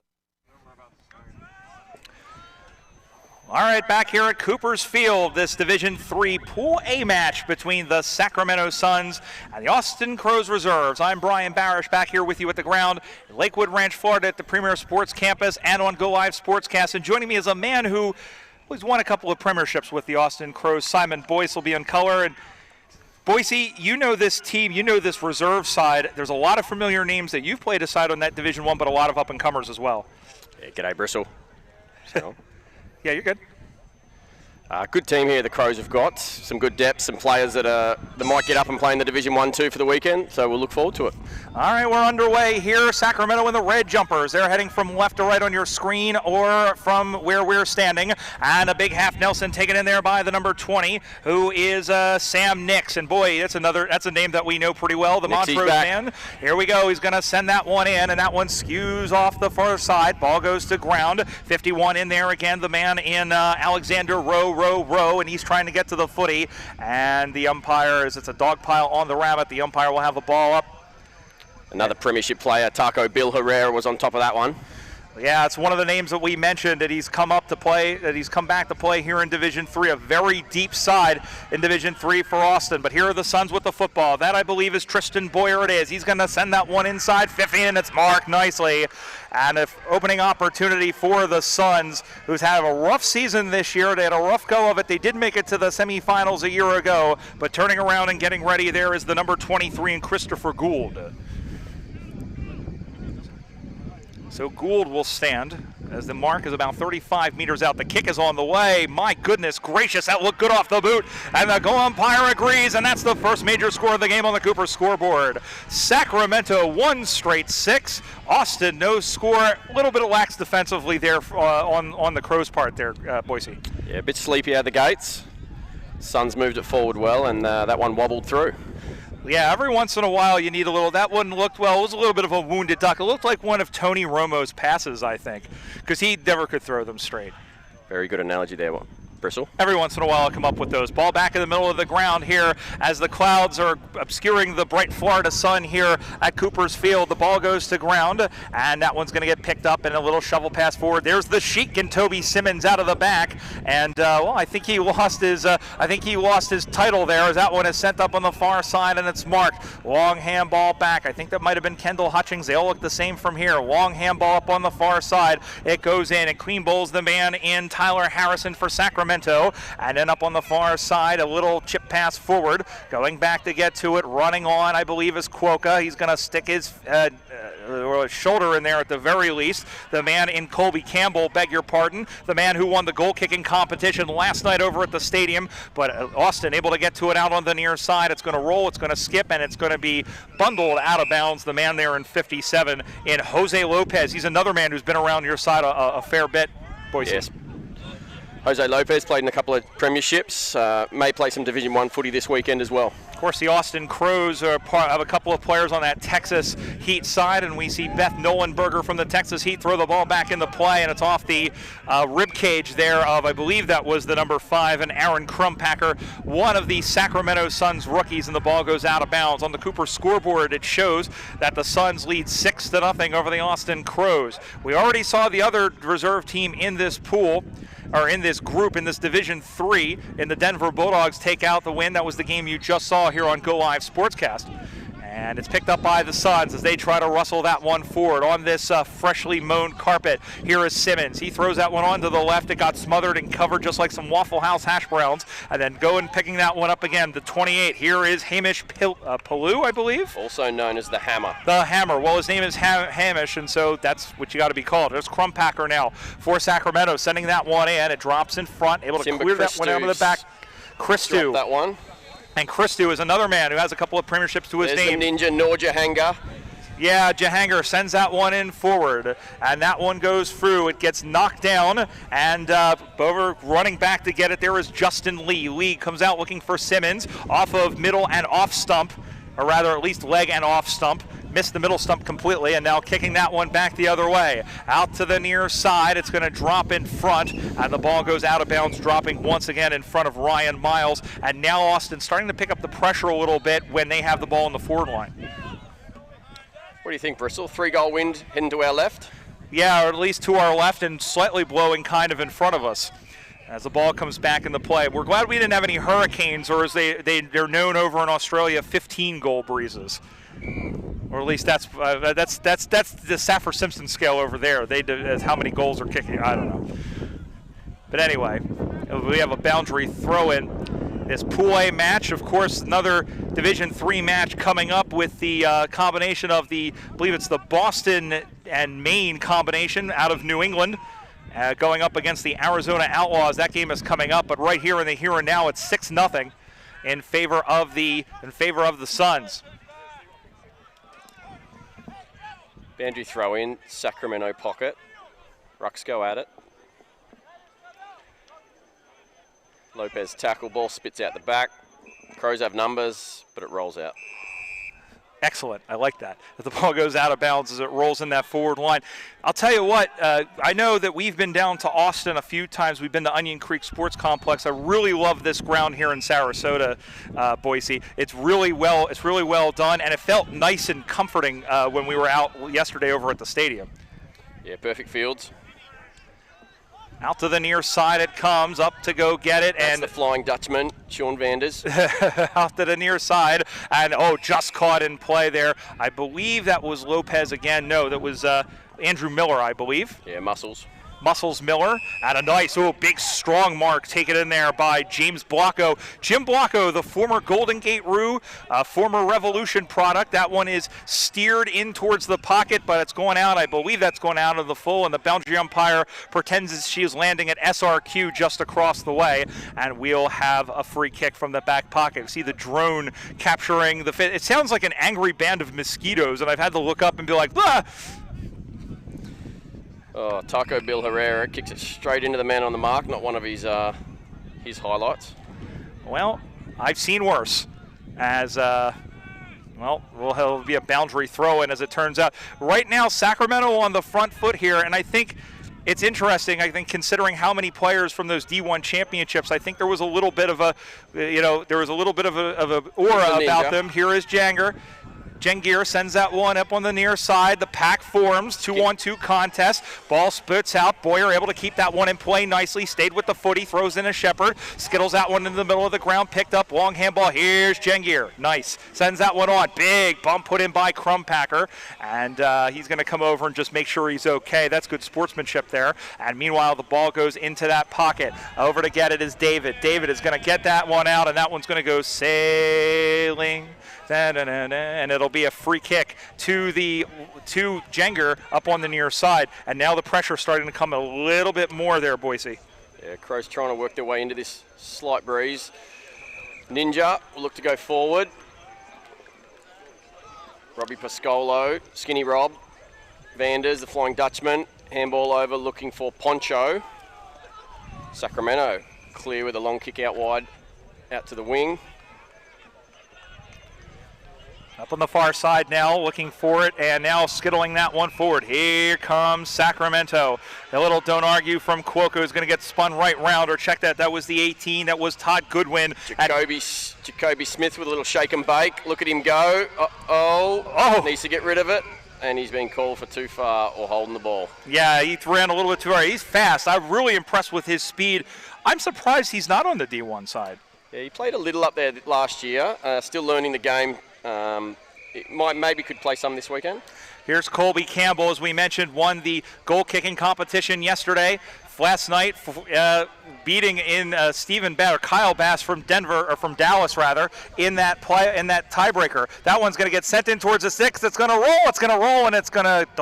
Timber. It was a Wilbur post. Hello, I'm Mr. Ed, and that's the first score we've had in a while on the Cooper scoreboard. That takes Sacramento on the 1 goal, 1 behind. That's 7 points. Austin no score, and they'll put the ball back in the play from the goal square, Boise. Yeah, Timber Christou will kick it in. Another Montrose. Where's Grilla? Montreux man. Sam Nix kicks it to his mate Nix. Over to Jahanga, play on. He stopped. Nix goes bang. Looking for Skinny Rob. The Flying Dutchman comes through. He's going to look forward for the big baby giraffe, Joss. Skinny Rob cuts it off. Marked there by the 54, which is Rob Pascolo. So Pascolo looking in, he creeps in just like Gilbert Gottfried, and that one's heading out somewhere towards the Caribbean, which is funny because we're on the other side of the state, and I believe that 50 metres should be a certain goal here for Pascolo. Yeah, it's going to put him right in front. He's not a fan of the drop punt. He may run around and kick a snap here, seeing that's all he practices. I mean, you don't get any points for difficulty here, unfortunately. But in any event, that is the man in Pascolo who will go back, trying to get his team's first point. Because you're mine, I walk the line, and because you're mine, I'll get you 6 points, and Austin is on the board. On the Cooper scoreboard, that is. The Austin Crows 1 straight 6, Sacramento 1-1-7, and Boise, that's called manufacturing a goal. Yeah, a few of the Austin Crows playmakers got involved there. Timber Christou to Sam Nix, Norja Hanger getting involved, the Ninja. Pascolo and Vanders getting involved too. Pretty good goal into the win there. Yep, and as Grilla likes to say, a goal into the win is usually worth 2, especially since they're going to be kicking against it. So that's, I think, going to be the difference is how as Sacramento can get more chances while they have this 2 or 3 goal breeze, because they're going to be up against it in the second half. It's almost like a cricket score. It's like you're chasing down a score here, but we'll see what happens as that one is sent in, and that one's going to get picked off defensively. Timber Christou. Christou out to the near side. Lopez. Muscles gets involved. Boyer has it, and whoop! That'll be on the full. Duck.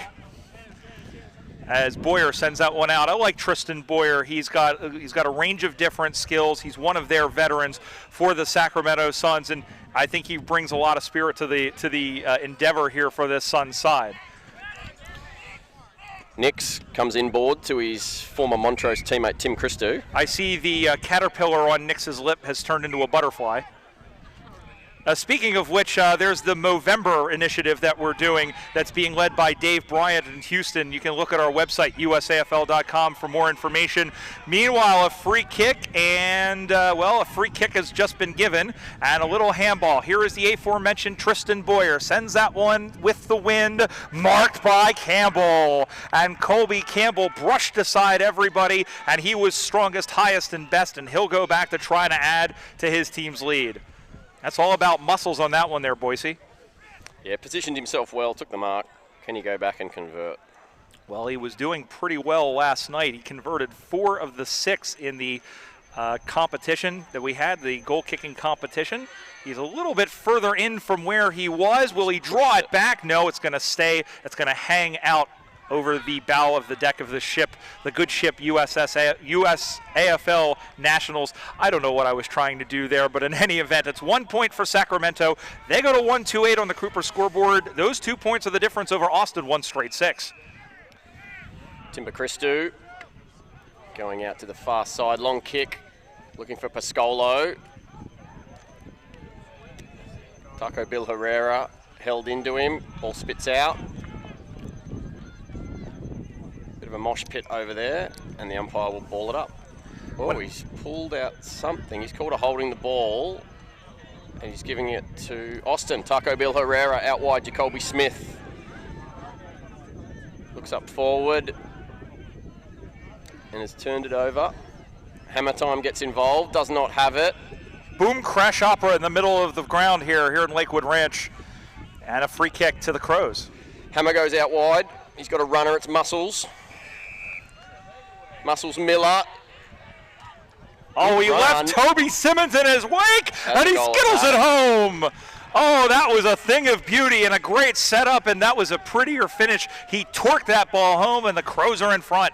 Austin on the Cooper scoreboard goes to 2 straight 12. Sacramento 2-2-8, and that was beautiful. The execution, and I'll tell you what, that started out in behind territory, and it just rattled through for a goal. Yeah, first-year player, I think, Muscles Miller. So really nice goal there. Took on his player and drilled it home.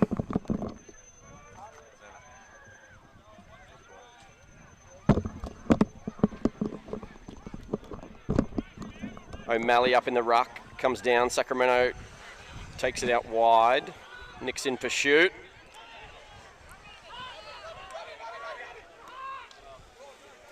Rob Pascolo batting it forward.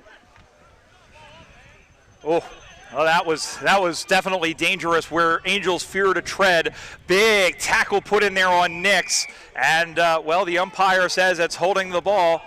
And the umpire said, and he's the very lengthy explanation, but that was absolutely the right call.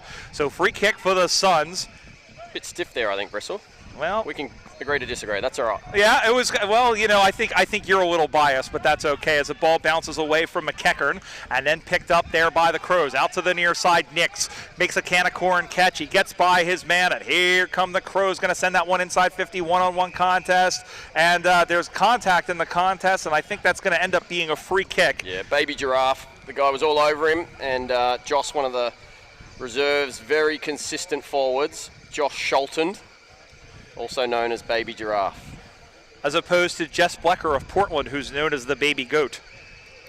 Probably out of range. He's going to take a shot, though. Into this window, I do not think he can make the distance. Well, it's going to be up to the Crows to scramble the Jets in the forward line here and see if they can take a mark. Sholton's kick. Well, he would like that one back. There's another Shankopotamus, so we're going to need to, that's running loose and trampling the masses here at the Premier Sports Campus of Lakewood Ranch, Florida. Brian Barish alongside Simon Boyce here with you as we move along here at this Division III match on Cooper's Field and Go Live Sportscast.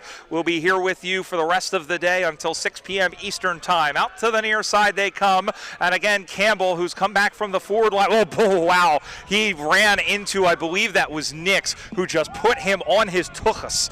And now the Crows get the football shot. Oh, big. The hitting is picked up here. It's like a demolition derby. They're hitting harder than me hitting a bag of cheese at 2 o'clock in the morning when there's nothing else in the refrigerator. Take my word for it, it's not a pretty sight. And we'll have a ball up on the Premier Sports Campus logo. Hamapaloo was smacked behind play by the guy with the headband. Didn't like it. Moves it forward. Looking for Baby Giraffe. Fly from Sacramento out the back. Jose Lopez in there. Sean Vander's in there. Held to him. So you can see the pressure now on the Cooper scoreboard. Austin leading by 4 points, 12-8.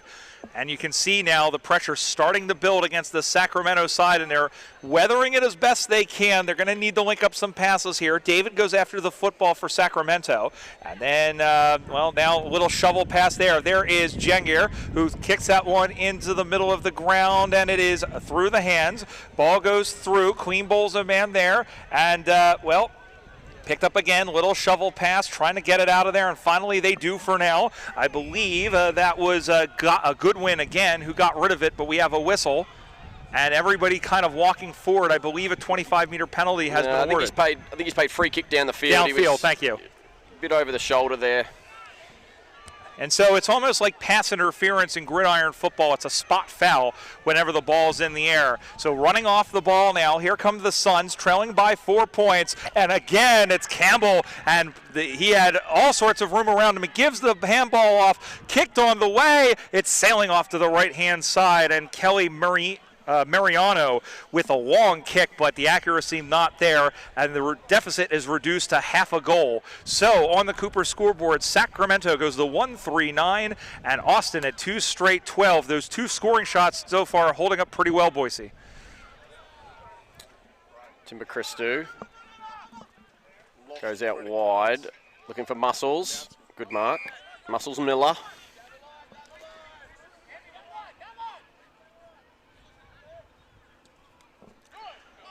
That one might kill a bird, a low-flying bird. Great mark, Hamapaloo. Pushed in the back by his own player, still complained. We have a public service announcement. Melinda Corby, if you are here, please come to the commentary position. Melinda Corby. Shake and bake, Norjahanga kicks it around the corner like always. Into that pocket, Baby Giraffe, tackled, ball out of play. Ball goes out of bounds. We'll have a boundary throw in. Again, a 3-point lead to the Austin Crows reserves here in this Division III match. And again, we'll have the final game of this first round here in Division III Pool A coming up next. It'll be the Boston Demons and the Maine Cats making their debut. The latter is anyway against the Arizona Outlaws, as that one is a shot for goal, and Austin gets their first point in a while. On the Cooper scoreboard, that's a behind. It goes to 2 goals, 1 behind. That's 13 points to 1-3-9, the score. First blemish of the game, as out of the back now, here is Cuoca, who sends that one up high with his magnificent looking beard. It's punched free, picked up again, and getting spun around quickly again was Blanco. He'll send that one forward, but then going back to get it is Farias. Benny Farias. Farias, thank you. Throws it out, might have got away with one there. Lalo Taco Bill Herrera, original Chad Benninghoff, bounces through it. Muscles Miller, great play down the wing, finds Nix. Nix is going to look inboard. Or handball over the top to Ninja. Scramble, Sacramento with some handballs. That is play on, umpire said. Rob Piscolo, snap on play. Jose Lopez tackled. And that's the hooter. That is halftime. Halftime at the football here on Cooper's Field Division III, the score. It's the Austin Crows reserves. 2 goals, 1 behind, 13 points. The Sacramento Suns 1-3-9. Halftime thoughts from Simon Boyce. Sacramento probably settled quicker. Austin probably controlled the middle patches, and it's probably anyone's game at halftime.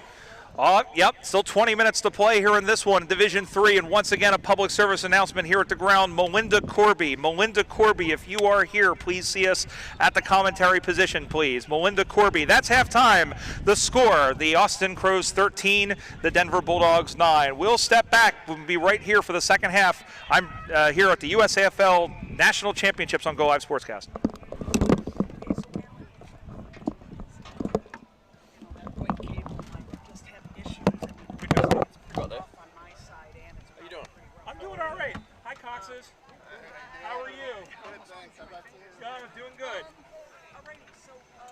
got the blue one up there, right? cable that we were using for the I was like, camera. that's Mason's Let's see if Yeah. we can just Yeah. pop that one in there and see if that'll work. I'm ready for a nap already. Because that's not going to move you get out of here the way the Thursday? camera is. Good night. And if we get it locked How you in, doing? I'm alright. I got in late last night. Okay. So switch. let me I like that hat. That hat's good too. It's I like this one. Right. Do you want the The only cards? thing I don't like is it doesn't say anything about nationals. It doesn't say USAFL. It's just that logo, but that logo is fine. The Philly Hawks look good this morning. I umpired them. Did they win? Yeah. I was seeing somebody was up big, but I wasn't sure. I'll tell you They what. got 4 or 5 good Aussies now, huh? Yeah, well, Didn't used to have many Aussies. two of them used to punt in D1 championships. One for Villanova, one for Lehigh, and they had a kicker. They had an American guy who's their ruck, Chris Goff. Yeah, I'm going to be calling the game. Hello. What did I drop? Oh my god, I dropped a lot. Where was it? Somebody found it and returned it here. Oh, that's awesome. Wow, thanks. No worries.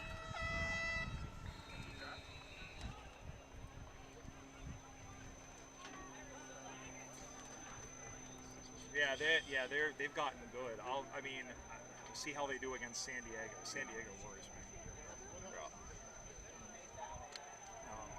But they should win easy over Nashville, as long as nobody gets hurt.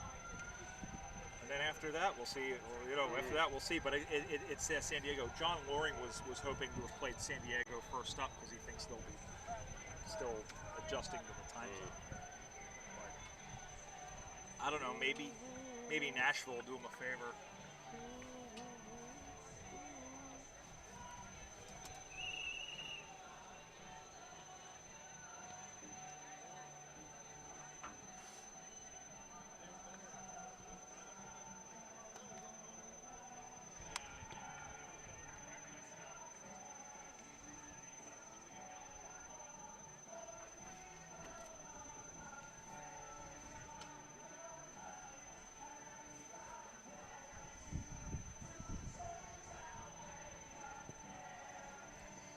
How's it going? I see you guys.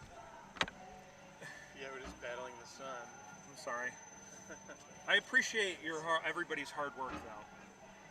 Can't get a tent up. Can't get a tent up here for tomorrow.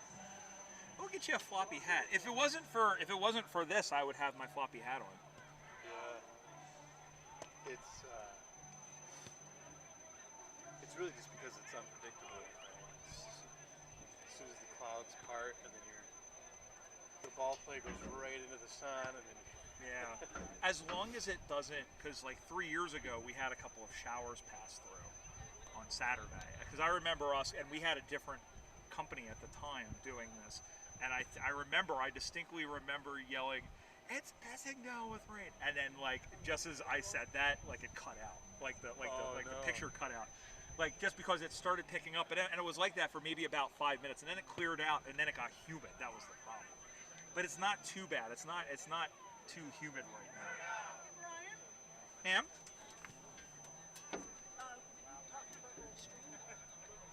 No. Oh, okay. No. I heard you talk about. Oh, I'm picture sorry. cutting out. No. 3 years ago. Oh. Okay. So, are we getting an SDI input on that monitor yet? No. Reboot the power on that little adapter boxy. Yeah. I'm hearing nothing but good things about this. Oh, I'm not fishing for a compliment. Oh no! You know me. I'm not. If I hear the. Oh no! I'm sorry. I was talking about the last group who's nowhere near as good as you, and I'm not blowing smoke. That was serious. They weren't very good. You guys take really good care of us. I know you do. You guys do for considering the fact that you're learning. We appreciate the effort to learn the sport and do all that other stuff, and make us look good. And for that, we're very appreciative. I just would be really happy if we could go 1 year without power outages. That would really just make my world. I mean, Are you getting 2 lights yet? Nope. Okay. And that's an SDI 2 converter box, right? I haven't actually looked at it. Yeah, it is. I mean, I can replace the box, so you're getting power, just no SDI line. Right.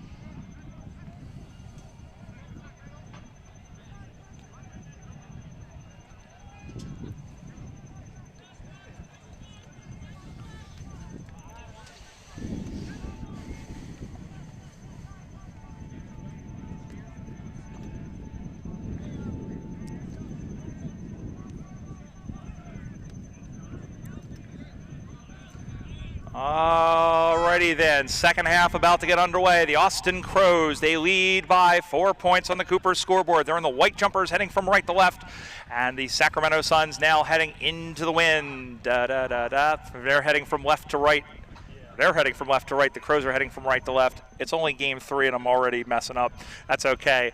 Brian Barish alongside Simon Boyce with you here. We'll have a secondary ball up as they lead by 4 points. Ball goes to ground. It's picked up by the 21 there, which is Logston. Logston goes across, and he's going to send that one in. What can Austin do with the breeze? Can they run away here? Shelton with a long, dangerous handball back, and then there's Simmons as he busts his way through. Big smother in there by the man in Justin Lee as it was smothered and covered, and that one is sent in. And now that one has gone out into the middle of the ground, and the ball is cryogenically frozen in there, just like Walt Disney's head, and we'll have a ball up. It's going to be very important, Boise, that Austin utilize the breeze here. Yeah, first goal really important. Get a little run on. Well, let's see if they can get it, and they'll have a free kick. And it's marked the other way. Here comes Sacramento in the red and the yellow, as that one is ping-pongs around. Here is Blanco. Little chip kick over the top, and it's a nice mark. And here come the Suns as they come up the far side wing position. That's the left side. One-on-one contest. Campbell again going after another mark, but couldn't get to it. Swing and a miss. And a little stiff arm action, a little handball. Comes back into the middle of the ground.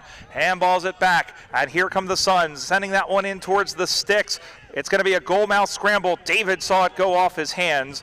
And the ball goes out of bounds. So check that. That was Sham Sangera, number 34, who went after the ball, and that one goes out of bounds, and we'll have a boundary throw. And Sacramento on the front foot here, again, kicking into the wind, trailing by 4 points. Umpire spins that one up high. It's a short throw in, cleaned out of the air, and then getting wrapped up there, the number 11, which was Harrison once again. And the ball will go out of bounds, and again, another boundary throw in. All right, everyone's backing up. In fact, well, I was completely wrong. It's through for a point. One behind. One behind. It goes to Sacramento. So point to the Suns. They're now within 3 once again as they go to 1-4-10 on the Cooper scoreboard. Austin 2-1-13, Boise. Christou kicks out, finds Chad Benninghoff. Benninghoff over to Jose Lopez. Swings around. Goes long down the wing. Hammer to present. Sacramento drops the mark. Plays on. Well tackled. Well tackled again. Scramble for the ball. Kick forward by Sacramento. Number 7. Rabbit. Kendall Hutchings. The man they call Rabbit. He took a really, really good mark 2 years ago at the Western Crows are off out on the wing. Here's the Ninja. We'll go long, central to a pack of 3 Sacramento Suns. They fumble it, drop it. Jesse Aguirre pops through, and he's normally a dead-eye Dick, and bounces it through for a goal. Unbelievable. Wow.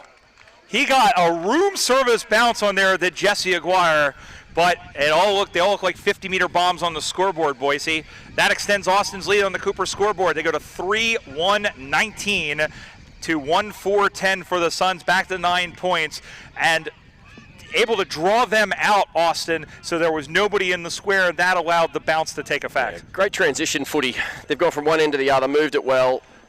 Long kick, Jesse Aguirre normally never misses. That's the beauty of this game of Australian rules football. You mess up, and next thing you know, the ball is 150 meters down in the other direction. Back in the middle of Cooper's Field here at the Premier Sports Campus, Lakewood Ranch, Florida.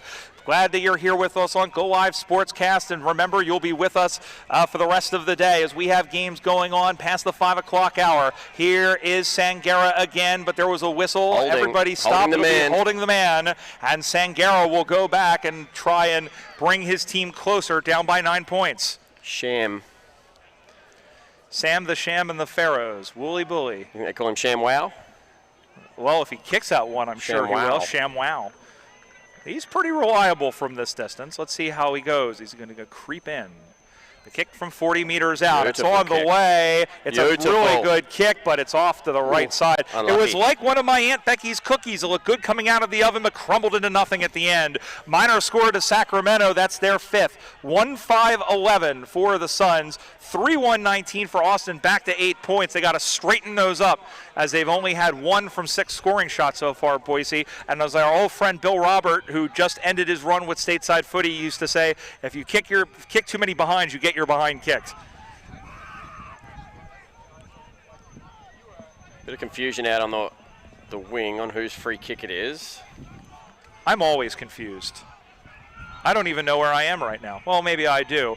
Meanwhile, everybody's coming in. I think they're calling for a 50-meter, but it looks like it's a Sacramento kick. No, it's Austin's. A lot of confusion there. Oi. I'm already confused. Don't confuse me anymore. Just tried to go the old big barrel down the wing, didn't get a hold of it. Benny Altman's in there.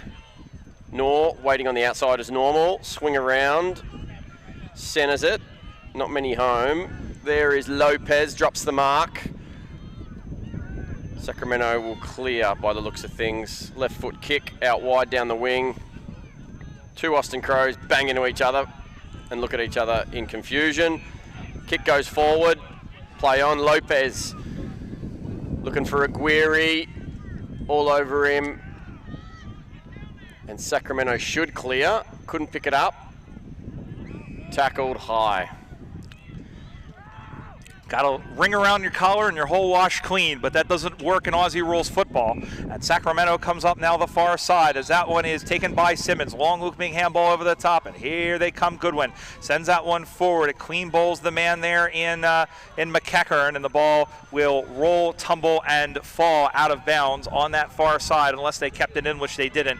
Boundary throw in directly across from Simon Boyce and me. I'm Brian Barish. How's it going? Here at the Premier Sports Campus, Cooper's Field, as the flag's blowing across the ground here. And we're glad that you're with us here in Florida or on Go Live Sportscast. And remember, we'll be with you 8 a.m. tomorrow morning for decisive pool action in Division I and semifinal action on the women's side.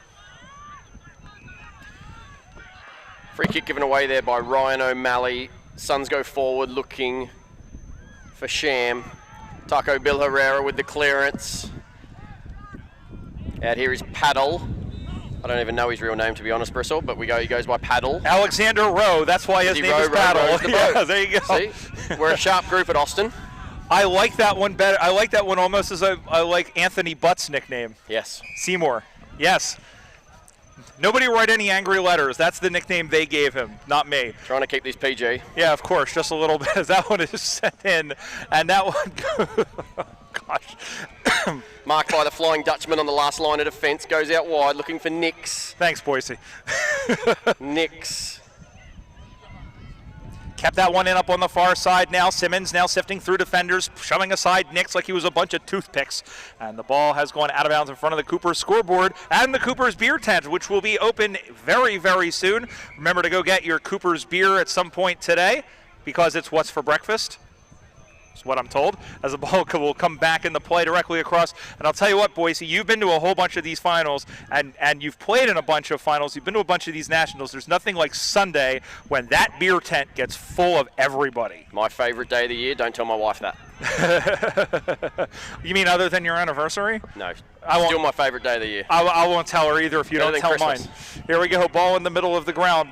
Day 8 of Hanukkah for mine. As they go out the back, they'll clear that one up out to the near side, and going after it was Mariano. Picking up was Loxton. Loxton, the mustard came off the hot dog, and meanwhile Sacramento will gleefully chomp that one up. Again, that's Mariano. Goes into the middle of the ground, through the legs, through the wickets there of Jimmy Blanco, but Sacramento again trying to chip into that lead, and it's Mark cut off at the pass there. Timber Christou.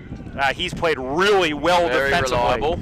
Still that 8-point lead for Austin. Out to the near side. It's going to find the boundary line with Schulten chasing after it, as was the number 7 there in Rabbit, Kendall Hutchings. Haley Rebar will throw the ball back into play directly below us, and She'll be playing for the Texas Heat women's side. We mentioned Austin with 2 women the first time, and Diana Sosa and Heather Serpico. And Heather is a big pickup for your club, not just on the field, but off of it, I think, as well. Yeah, it's been great having the ladies around, and hopefully it can grow from here. Secondary ball in once again for the boundary throw in directly in front of Boise and myself. Ball comes back in the play, flying high. There was Ryan O'Malley. O'Malley, the alley cat. But in fact, he gives up a free kick. Somebody gave up a free kick. Gave it away. You can't have 2 ruckmen up, I don't think, is the problem there. 2 men put their hand up. The Baby Giraffe and O'Malley a bit confused. Punched away by the Flying Dutchman. O'Malley, bang, goes forward looking for Aguirre. That'll bounce over the top. Well done. Taps it on. I think that's John Zersha looking for it. Handball, tackled. Great pressure by Simmons and by David as well. Simmons going to come back to get to it. He has another tackle in there for Austin by Zurcher. Out to the near side and then shoved off the ball there. Show Moreno. Moreno was shoved off the ball, going down. Peterson was in there as well. And he's found the paddle. Oh, he played on. Must have been play on. Must have been touched off the boot. And they're trying to work that one out as they put in their hard hats. And finally, Boyer does the hard yards. Comes out to the near side. Peterson had it go over his head. And Colby Campbell, who is throwing himself at the football with no regard for his or any other human life. And we'll have a boundary throw in as it tumbles out of bounds once again on the Cooper scoreboard. Austin holding an 8-point lead, 3-1-19 over Sacramento 1-5-11. Austin,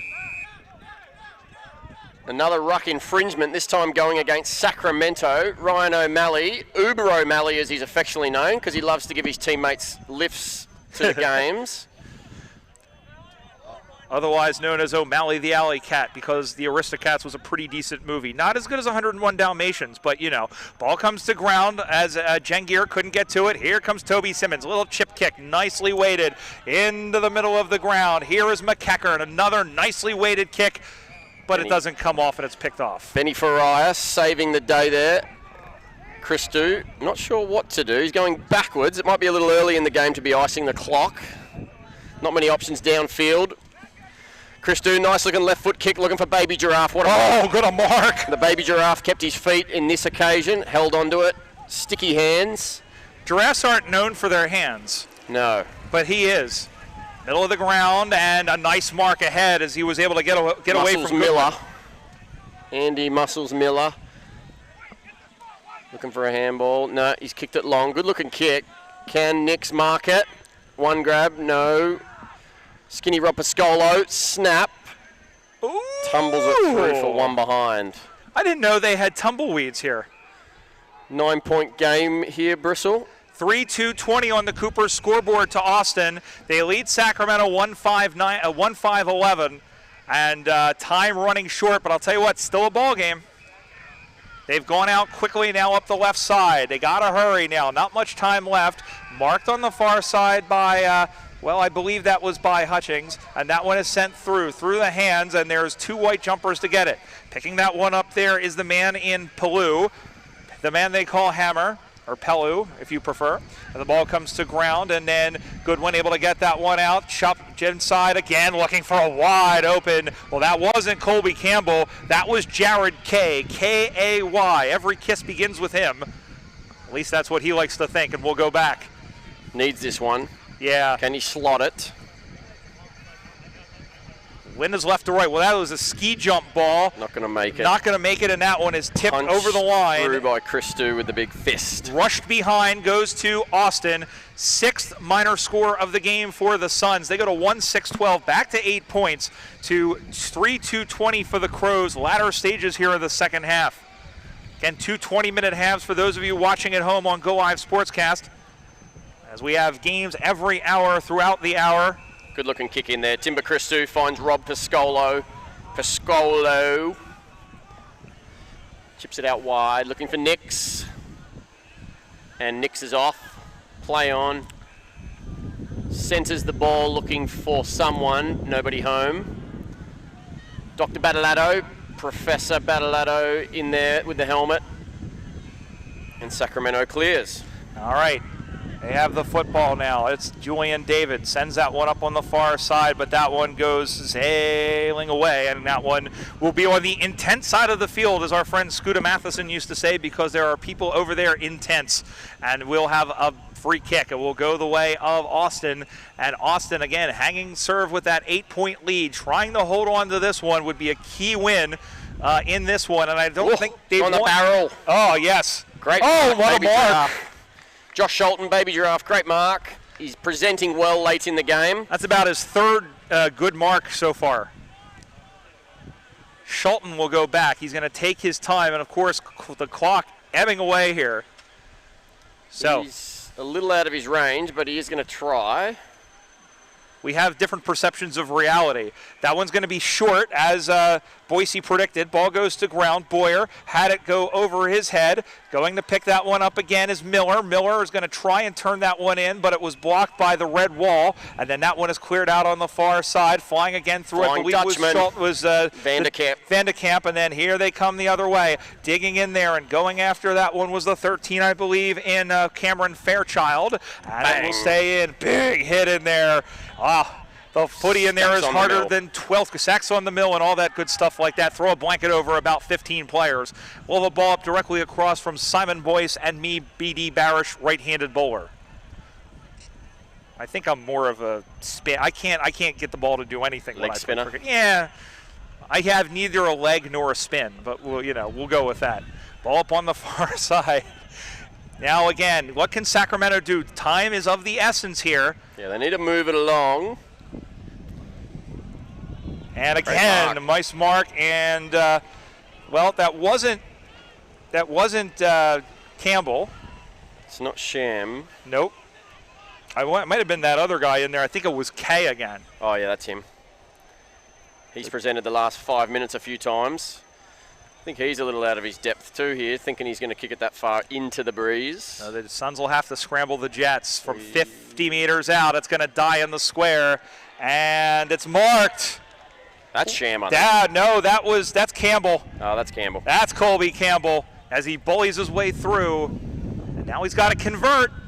Oh no. Oh, and he didn't, and I think the wind picked up on him. He rushed it. Yeah, should have taken his time. Should have taken his time. That's that balancing act. There's not a whole lot of time left. Tick, tick. But at the same time, they have to run. They have to go forward with it. So 7-point ball game.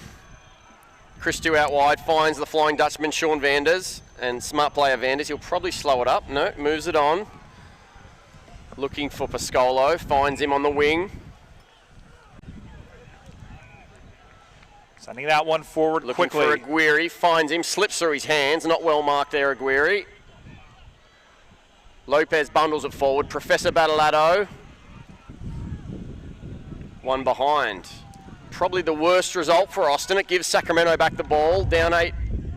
Sacramento needs to go fast. Yeah, but they have to go to the other side of the ground twice at this point. And here they come. They're going to work the other way. They're trying to go to ground route as he does a little shake and bake, trying to get around Moreno. Out to the near side, picked up again. It looks like not Goodwin, but that one will go in there. And just getting up was the 13 and the man in Cameron Fairchild. And this is good. Remember, there's no time on. The time rolls on here. And Austin trying to hang on to this victory. Must be just minutes left. If not seconds. Ball comes forward. Slapped forward nicely there by Ben Altman. Ball, cried the crowd. Ball, says the umpire. And Schlotton pounds the freshly manicured turf as he's given up a free kick. So here again, that one will go in short. Again, looking for Fairchild, but it was off his fingers and just past the mobile broadcast unit here, where Simon Boyce and yours truly We are could have got a kick then, but Bristol, we could have gone out there, got a kick. Yeah, absolutely. That's how I like 'em. You're better at. You've always been better at it than me, mate. There's a reason I'm calling games and I'm not out there with this lot. As Campbell now in the ruck, slapped it forward to Lopez. Smashed. And Rob Pascolo putting his head over it like he always does. going ahead and picking that one up. Long There's handball Ninja up over the top. He's got the speed. Yep. But it's staying with it, and Facundo Lay. Well played, Sean Vanders, the Flying Dutchman. Taco Bill Herrera out wide, looking for Jacoby Smith. Patted on. Baby Giraffe tackled off the football Might there not have by had it. Lee, no call. Jacoby Smith with a don't argue over to Puncho, and Puncho somehow got his hand on it. Play on. A lot of bad words being yelled at. That's not a good idea, being yelled at here to the umpires who are doing the best they can. That's a throw, and it will go the way of the it'll go the way of the Crows here. Josh Schulten, the man they call the baby giraffe, and he's telling everybody to calm down like Ray Chamberlain does. And Ray is around here somewhere. You may even hear him during the weekend. And he sends that one forward to Schulten. Inside 50. It's going to tail away, bounce through. That might even get a point out of that. No, Sacramento reserves it. Not the best of ideas. Here's Lopez. Oh, but he couldn't corral it. And the ball goes down, and the umpire, well, one umpire said play on. The other spotted a free kick down the trailing umpire. And that is that, and the Austin Crows have survived the first test. And I'll tell you what, it was well earned. The Crows hold off the Sacramento Suns in the opening game here of the score. The Crows 3-2-20 over the Sacramento Suns, a very inaccurate 1-7-13. Some of those were rush behinds. But the pressure ending up giving up mistakes, and they got more possession of the football, Boise. Yeah, good game here. A lot of midfield pressure and work from Sam Nix, Timber Christou and Lalo Herrera, good down backs. Sean Vanders, the Flying Dutchman as well. Baby Giraffe presented late in the game, and they managed to hold on. They held on by the hair of their chinny chin chin. Well, that'll do it for this one here on Go Live Sportscast. Boise, thank you so much for your insight. Thank you. It's always fun to call with you. Well, we're going to very quickly, just for the folks at the field here, just announce the next games coming up right here on Cooper's Field, the last D3 match of the morning session, as the Boston Demons and Maine Cats get together to play the Arizona Outlaws. You'll hear Daniel Kerwin and the Gorilla calling that one here in just a moment. Over on Field 2, also on Go Live Sportscast, you'll hear me on Division 4. It'll be Ohio Valley and the Arizona Hawks taking on the Baltimore Dockers, Quebec Saints, and Sacramento combination. Thank you, Doug Drinkwater. And that's Division 4 Pool A action. Field 3, Division 1 Pool A, it'll be the Austin Crows and the Seattle Grizzlies in the battle of the two